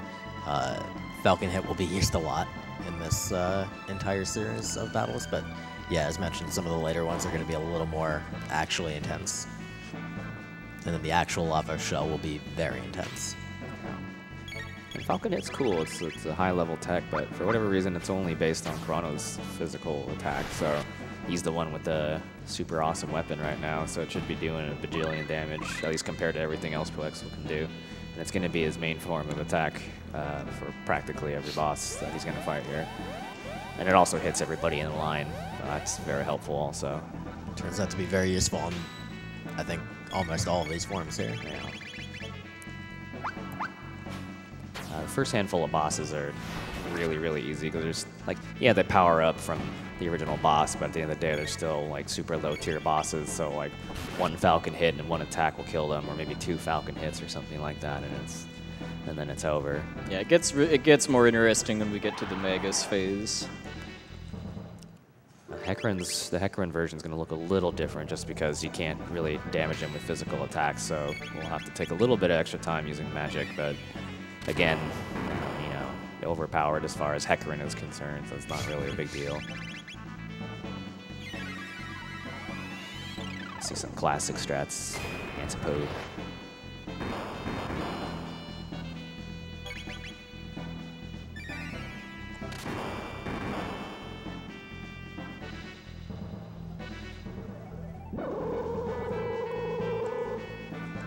keep in mind that there is still RNG manipulation going on, and he still needs to input the right commands at the right times and not take turns out of order or miss a turn or anything like that, because while most of these fights at the beginning of this gauntlet are going to be really straightforward, regardless of that, even like Chrono, he would be able to get through. The actual Lavo Shell would be a real bad time if he had to do it on pure backup strats. Yeah, I did pick up like both a stack of full tonics and a mega elixir, so that if something does go wrong there, I do have a non-zero chance of being able to salvage it, but it's still not going to be pretty. Yeah, so it's a long gauntlet to make sure that you're on the right track the entire time. Not to mention, you know, should the worst come to happen, that's not like I just lost 2 minutes. Like, no, you just lost double digit, right? So it's really important that for in any setting, marathon or even your own PB attempts, that you really have this portion just down, because you don't ever want to lose it here. Yeah, but it's kind of worth noting too that we are fighting several bosses that I actually skipped in the main run too. Yeah, so you saw Hecarim, you saw Zombor, Guardian. Didn't fight any of those. We're supposed to, but didn't. You will be seeing Giga Guy at the end of this too, who we didn't even go to the place where you'd fight him. Yeah, and, it's kind of messed up. He's also significantly higher level than we currently are, so that'll be a pretty challenging fight as well. But Falcon Head helps a lot. Yeah, Falcon hits. It's silly. I don't know, man. Yeah, I mean the in-game description tells you everything you need to know, right? Taco's Falcon Hit.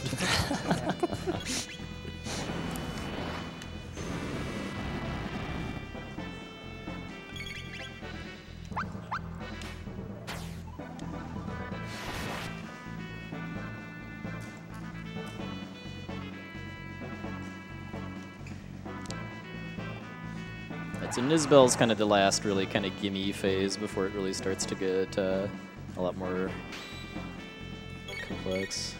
Yeah, you can kind of see he doesn't even need, you know, he hasn't healed, hasn't even gotten in the menu really, and just kind of going back to back to back. It's not a problem. Incidentally, when Lavos opens his eye, you might see a butterfly there. That's normal. Yeah, you can't unsee it now. Can blame my good friend Essentia's daughter for that one. No, not blame, thank.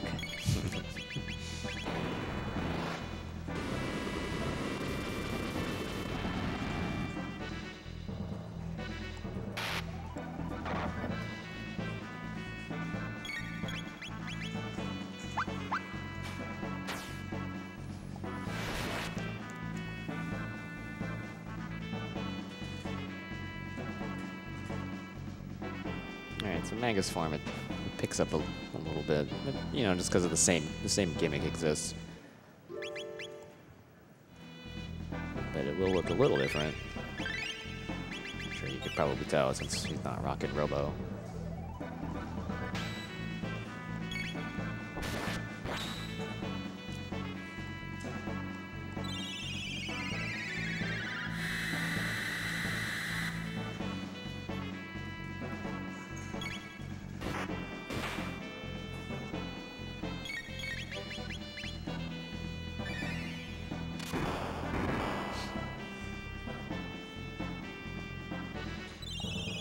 I love that the eye just jumps out.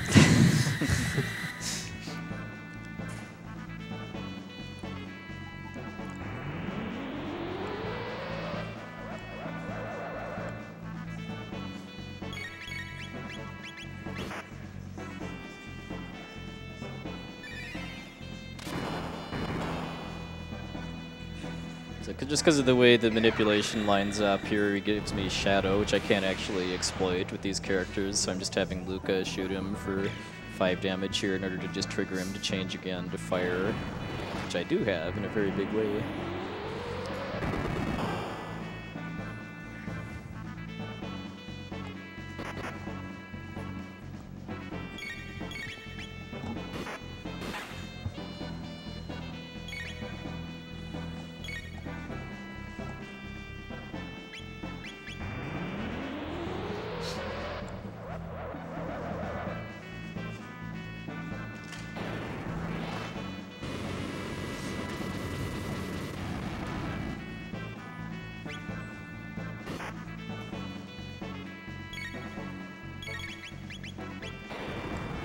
reason for that little hesitation before I queued Frog's attack is that right there, because that actually kind of manipulates the damage from that Fire Sword to be kind of the highest end of the range.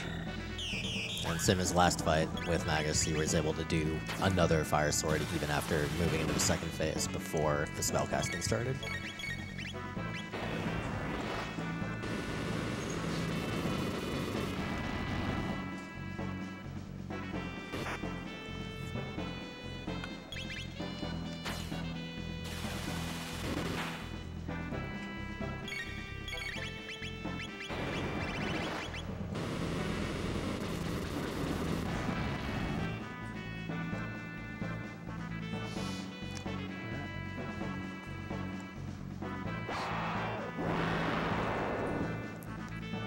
Saw at the end he had Frog use an item on himself. It didn't go through, but what it did was it set Frog's battle cursor to item in preparation for something they'll see at the end.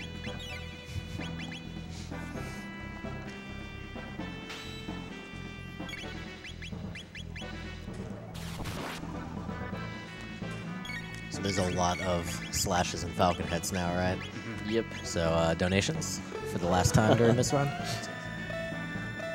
All right. Just as a quick reminder, again, if you donate $150 during this marathon, you'll be put in the drawing to win the GDQ Custom Corsair PC. $150. You know you want it. Go ahead and put in that $150 donation. Get yourself in that lottery. Speaking of $150, I have $150 from Abyss Mage. Nice to see the greatest game of all time being run. Keep up the good work. $100 from Dan Beef. Ah, Chrono Trigger. So many days spent after school grinding to finally beat Lavos. And now to see it beaten in 1/1634th of that time. I say good show.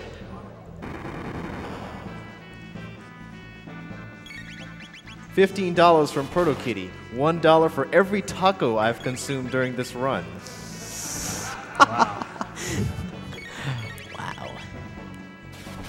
$15 from Anonymous. Shout out to tacos, shout out to Arby's, shout out to the couch, and shout out to the audience.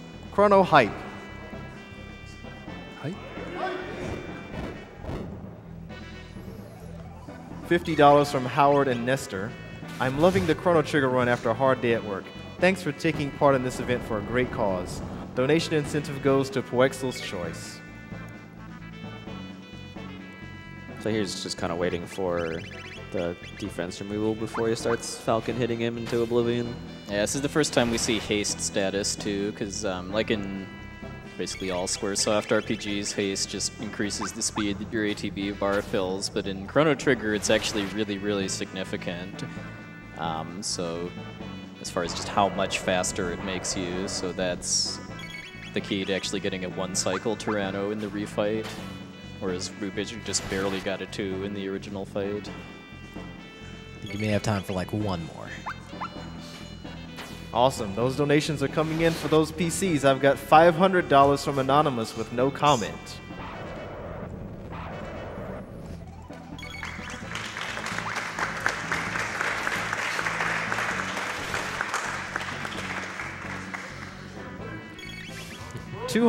I like this one. $200 from Matthias. All speedruns begin with frames and end with frames. This is the truth. This is my belief, at least for now. The Magnificence of Games Done Quick, Volume 2017, Chapter 7-6. All right, just about wrapped up with 2 more Falcon Tyranno. hits and then 2 regular attacks, and we're done with Tyranno.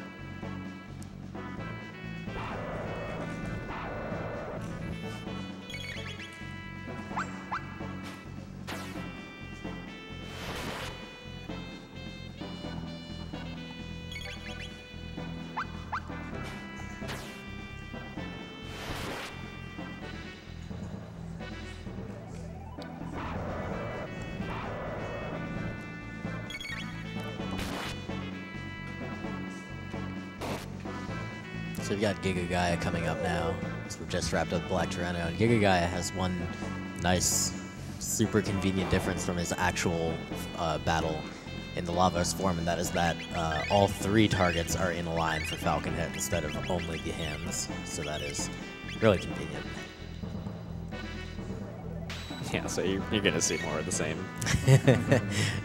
Oh yeah. This one's a little bit more scary though because Pair Blaster is fire damage. Yep. I'm not going to bother with haste here just because trying to keep Marley alive to actually use it would be more trouble than it's worth. Yeah. Marl gets to take a nap again for this fight. She'll need the rest.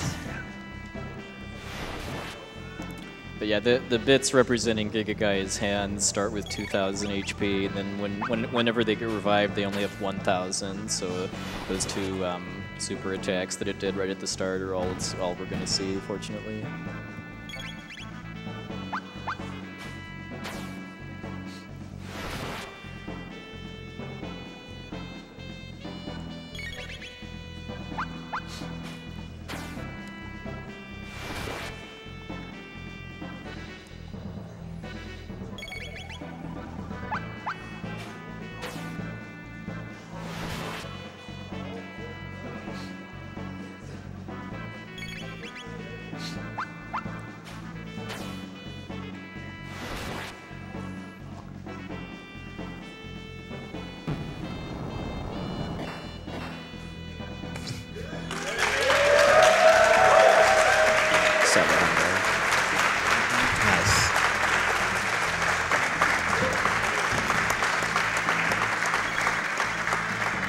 That is a lot. Ladies and gentlemen, we have just raised $700,000.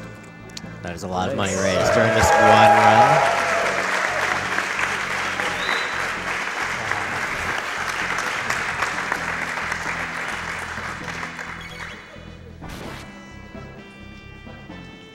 Alright. Alright, Lavos is now mad. So now things get real.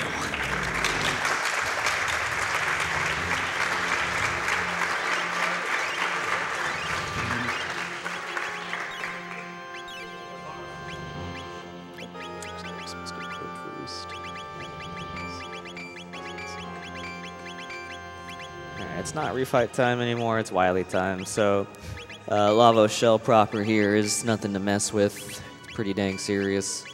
And can't really make any mistakes here or else probably gonna die. Maybe not though. We won't really think about it though. It's not gonna go down like that. Slow things down a little bit. So the first setup here we want is Lavos shell is always gonna open up here with the Destructo Rain or Destruction Rain or whatever. Which is typically pretty powerful, but we got the gear and the full HP here to withstand, except for Love, who's going to die again. But she does have the Green Dream on this time, so first time you'll be seeing it out of another, or a grand total of 3 times. And you definitely want haste. That's pretty much the only reason why she has that on, I would guess, just because she can come back in and get that haste going on. And we're going to be following like a very, very strict string of RNG here to make sure we get through this fight that we're so underleveled for. It's not even funny.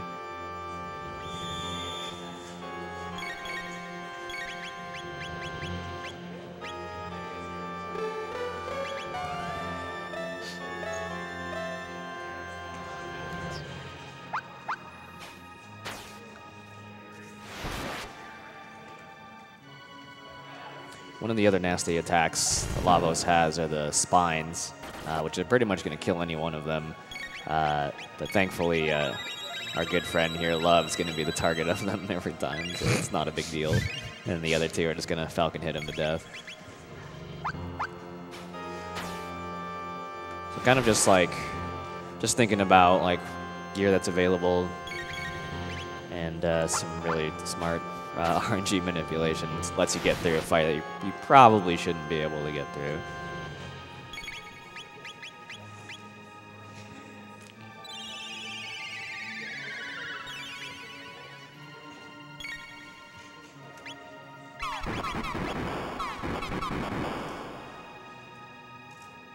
And so just kind of another example of knowing what's coming up, getting the heals in right before the next rain comes down to make sure they survive.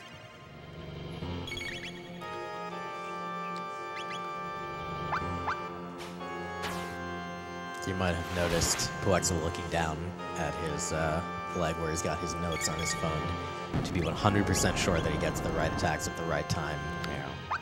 Doesn't make a mistake here because that would be very costly.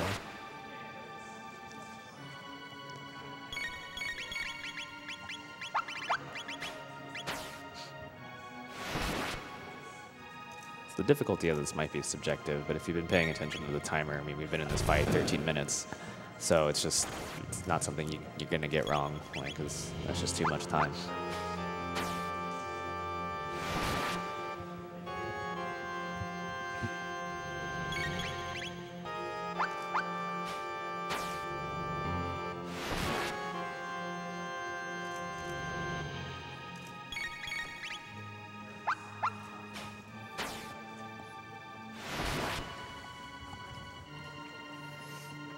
There you go. All right, well done.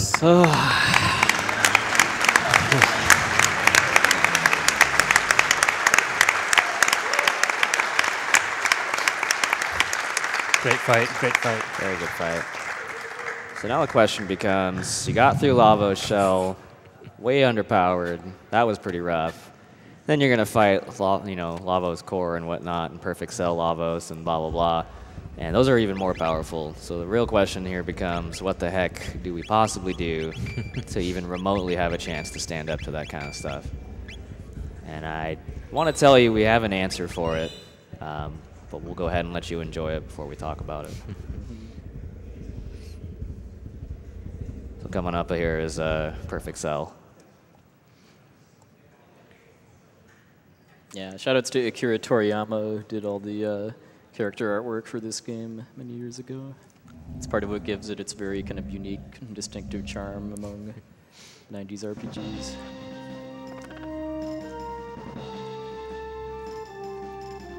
There we go.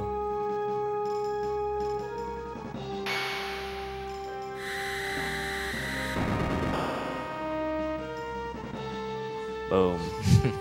Keep in mind the HP max in this game for you was 999. Yeah, we just took 2,000.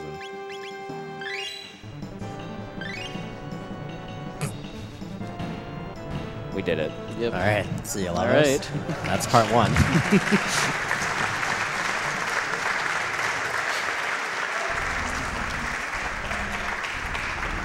And don't worry, there will be an explanation forthcoming, but we might have to get through another boss first, so, you know.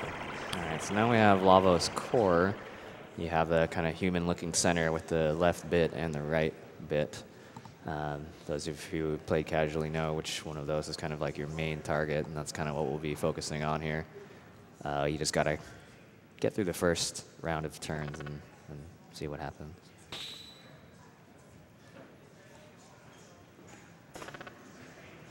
So you just healed that last boss to death? Possibly. This game is literally Final Fantasy's worst.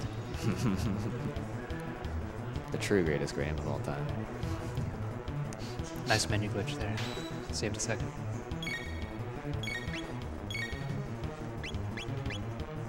All right, healing the boss. That's totally cool.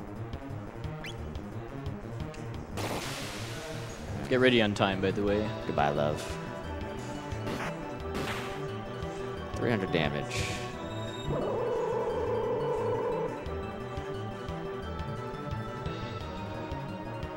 Oh no, rip.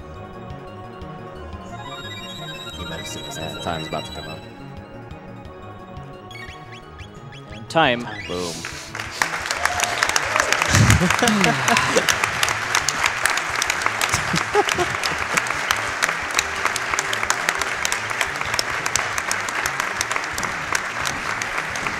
See ya.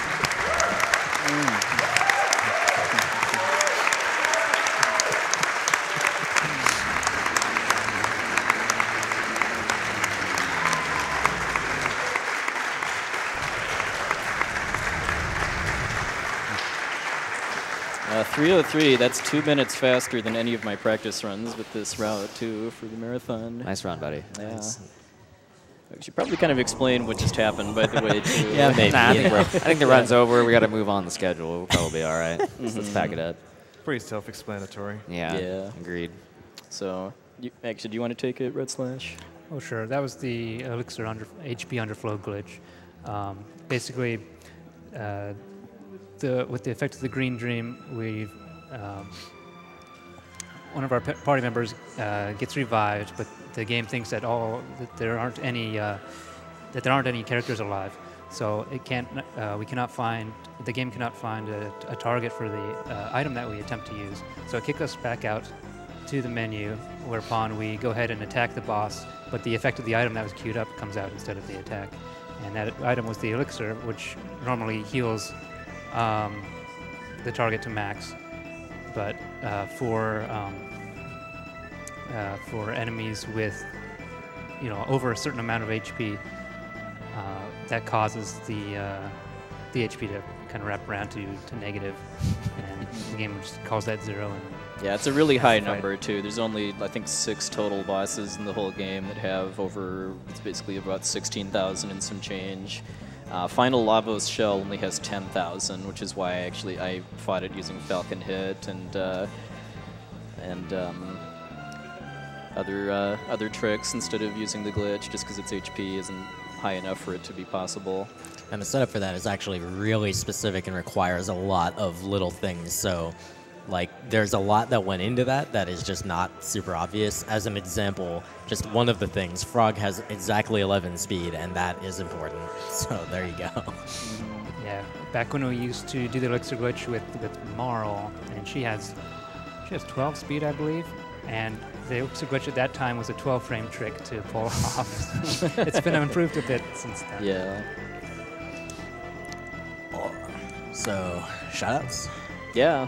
Big shoutouts to all 4 gentlemen on the couch behind me for helping with the commentary and support. Shoutouts to everyone else that's run Chrono Trigger over the years too, just because this route is kind of a product of many people putting in a lot of hours of work, both the minority of which is actually doing speedruns of the game. Like, there's a lot of just number crunching and research that went into like cracking how to route the RNG manipulation, especially.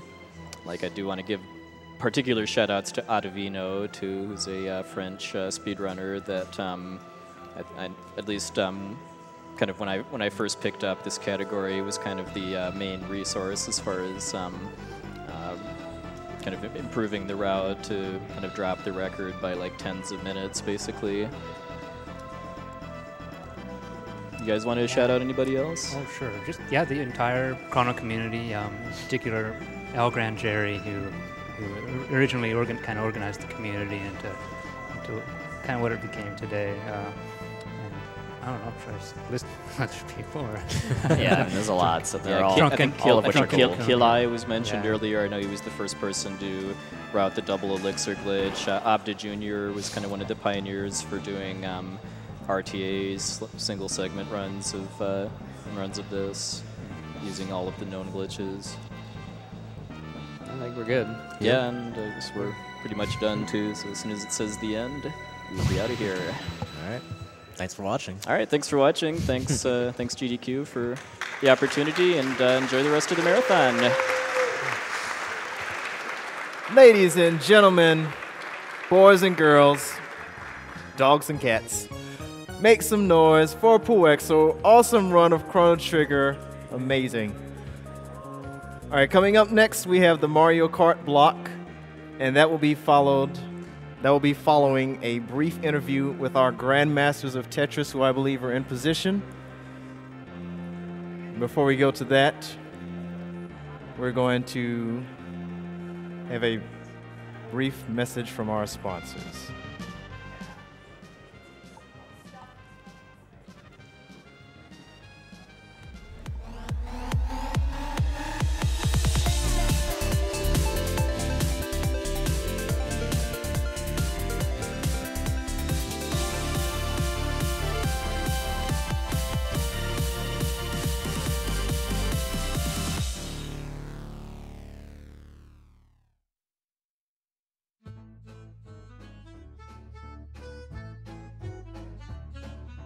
Working at the Yeti, making working church for charity.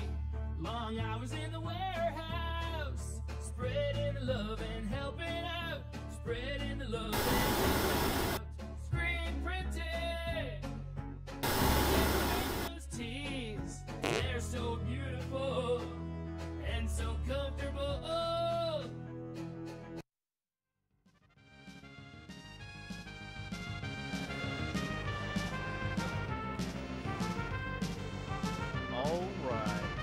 Alrighty. Coming up shortly, we have an interview with our Grandmasters of Tetris. Just have a few donations here. $200 from P Wolf. First GDQ completely enthralled by the speedrunners this week. Glad to donate to a good cause. $150.01 from Nerd Jesus. 700K hype. Let's make a whole new world. $150 from Willie B182. This was my favorite game as a kid alongside all those old Final Fantasy games. Thanks for bringing back the great memories. $100 anonymous donation. Great runs as always. Thanks for the amazing event. Tacos are delicious. I agree. $150 from Loke 218. And it says this SGDQ is probably the best ever. Chrono Trigger and Earthbound. Donation to Runner's Choice.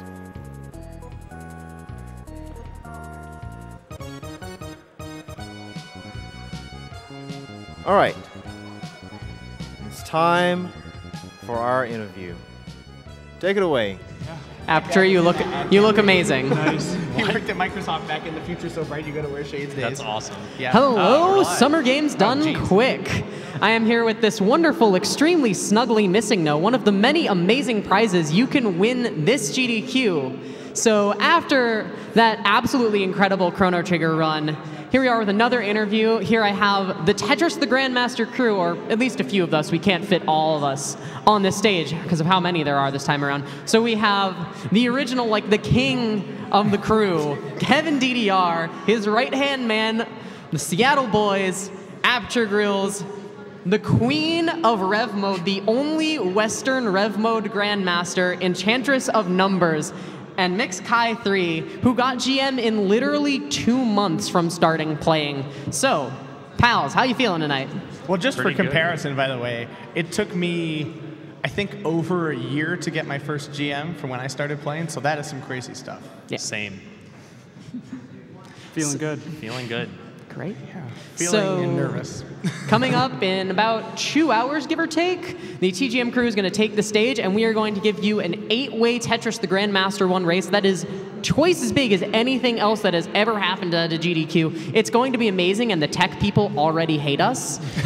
So, I think they hated us as soon as they saw we were submitting, so. Yeah, probably. Yeah, I sent an email to Test Runner, and I was like, I'm so sorry in advance. Like, just please forgive me. So all week long, we have been like grinding in the practice room to get ready for this. So how are all of you feeling with TGM1 for the solo race? Pretty good.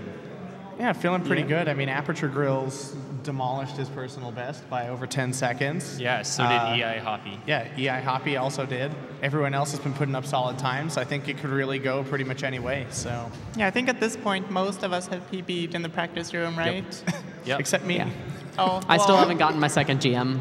Yeah. Soon. So, in addition to that, thanks to your generous donations to meet the incentive, Enchantress of Numbers here is going to do an attempt at Rev Mode in which the Tetris well is flipped 180 degrees. Now, as I said, Eon is the only person outside of Japan to have ever gotten Grandmaster rank in Rev Mode. Eon, I know you have been practicing so much for this. How are you feeling? Are you nervous? Excited? Yes, I'm both. I did get a 17-second PB in Rev Mode today, so I'm feeling really good, but nervous as always. Of course. So what kind of like new stuff does Rev Mode bring to the field? You know, besides obviously flipping things, it must be like a whole new kind of mental game for Tetris. Yeah, it really is. It's like the closest thing I can think of to actually like relearning the game from scratch. So I don't know. It's just messes with your head so much. Yeah, it messes with your head to watch it. It's really crazy. It's going to be really exciting. So in addition to those two things, we are going to be doing Tetris the Grandmaster 2 players, 1 controller. We actually have both of our teams here. It will be me and Kai versus Kevin and Aperture. So Kevin and Aperture, we'll start with you. I want to hear about y'all's TGM1 2P1C strategy.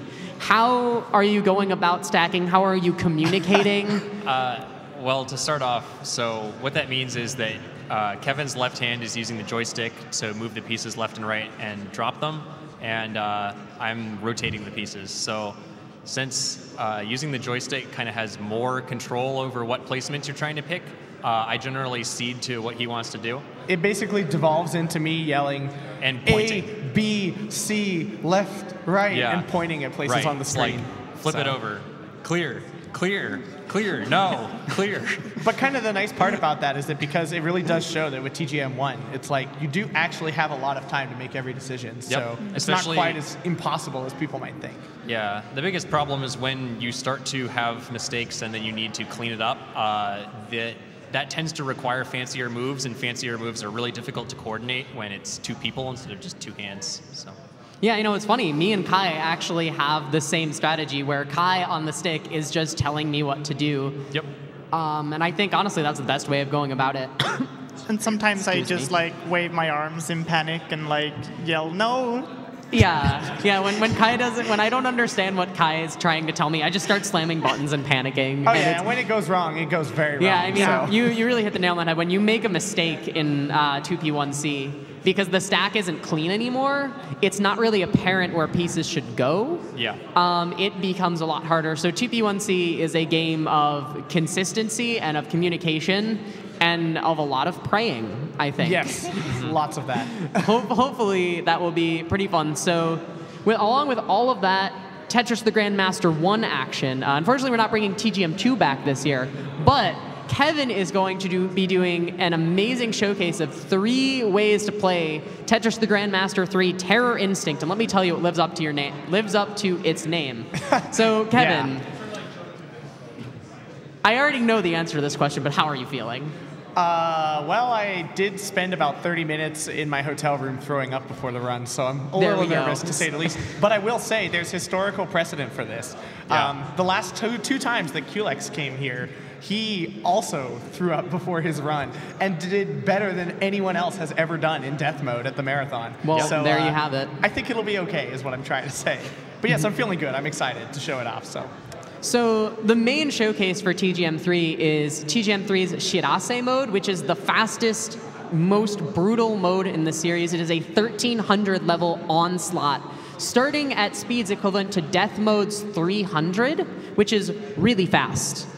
So you've done this before at GDQ. This is your 3rd shot at getting that game clear live. Yeah. So I know you've been practicing. So what's going through your head as you're getting ready for this run? It's basically just falling asleep until level about 1150, and then at level 1150, setting up the stack in a nice way so that at 1200 I can just kind of go into zombie mode and slam pieces down to the right. Because at about 1200, the game speed increases so much that one single misdrop pretty much just results in immediate death.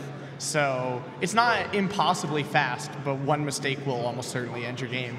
So it's really just a matter of making yourself comfortable up to that point, so that when you get there, you just have to survive without making a mistake for like 20 seconds. So. And in addition to that, Kevin is also going to be doing an attempt at Shirase without using hold. Now, for those of you who don't know, Tetris the Grandmaster 3 is the only game in the series to have a hold function where you can keep a piece in hold and then call it out when you need it instead of the piece that you've drawn. So, Kevin, what does no hold bring to the table for this run? No hold is super hard because hold effectively means that you have a choice between 2 pieces at any time while playing instead of 1. And that, without going into too much technical junk, that makes the problem of deciding where to put a piece vastly easier. I mean, it's not even comparable at all. Yeah, you can get yourself out of so much stuff. That's why they made TGM3 so much faster, was an attempt to compensate for that. And without hold, I mean, the game is not unplayable because you still have the 3-piece previews and the extra eyepiece floor kicks, so that stacking and moving the eyepiece to the right to clear Tetrises is still easier than it is in TGM 1 and 2. But without hold, you have to think a lot more, and if you have to think a lot more, obviously it's harder to play much faster. It's kind of like I'd say it's like about 3/4 of the way down the expanding brain meme. You know, TGM 1 is definitely at the mind-blown level, so. Well, there you have it. So, as I said, we'll be seeing TGM1 in an 8-way race as 2 players, 1 controller, and a solo rev mode run from Enchantress of Numbers. Then in TGM3, we will be seeing Kevin do Shirase no hold, and a run of TGM3's Master Mode. And all of this is going to be happening in just a couple hours. So definitely look forward to that. All of us are about to go run back to the private practice room and cram in as many runs as we can before things get started. So we're going to go now. Enjoy this wonderful Mario Kart block that is coming up. I'm Proto Magical Girl, here with Kevin DDR, Aperture Girls, Enchantress of Number, and Mixkai3, and we will see you later. All right, guys, welcome, welcome. We're just getting set up for Mario Kart 64. Who's excited? Woo! Yes. I'm super excited too. We don't yet have a donation that's specifically for Mario Kart, but I gotta also say Chrono Trigger was one of my favorites too. We had an anonymous donation that was made for $100 that said, "Aw man, missed almost all of Chrono Trigger. If only there were a way to go back in time and catch it from the beginning." And I have great news for y'all. You can watch all of these streams again on Twitch later. I believe they all go up on gamesdonequick.com. So you can catch all those sweet runs that you might have missed. All right. And now we are so ready to watch Abney317 do his Mario Kart 64 run. Let's give it up.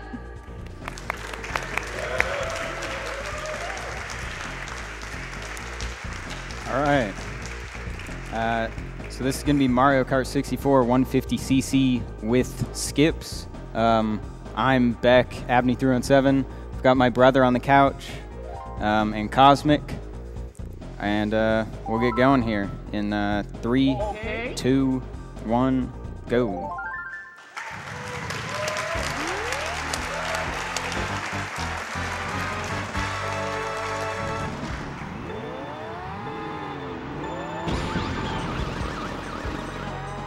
So a lot of the tracks you're looking to get specific items because they save a lot of time by allowing you to do shortcuts. So Abney's looking to get 3 red shells here.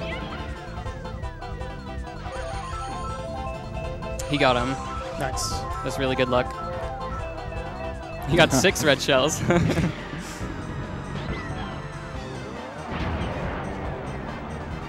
So you can see I'm in first place now.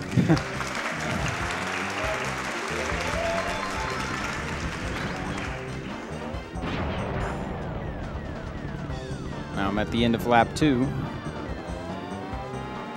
Now the CPUs are coming around, so they'll probably get my way. This banana.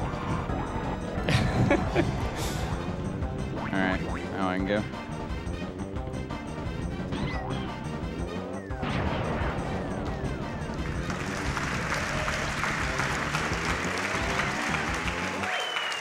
Nice.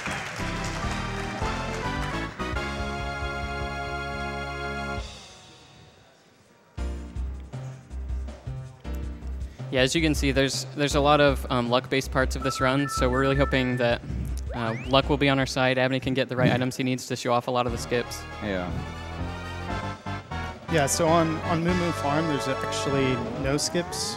But one thing we'll be able to see here is that Beck's using a lot of mini turbos. You'll see the smoke behind his cart there. It starts out as kind of a grayish color, and then transitions into yellow and then into orange. That's actually giving him a speed boost as he goes around the track.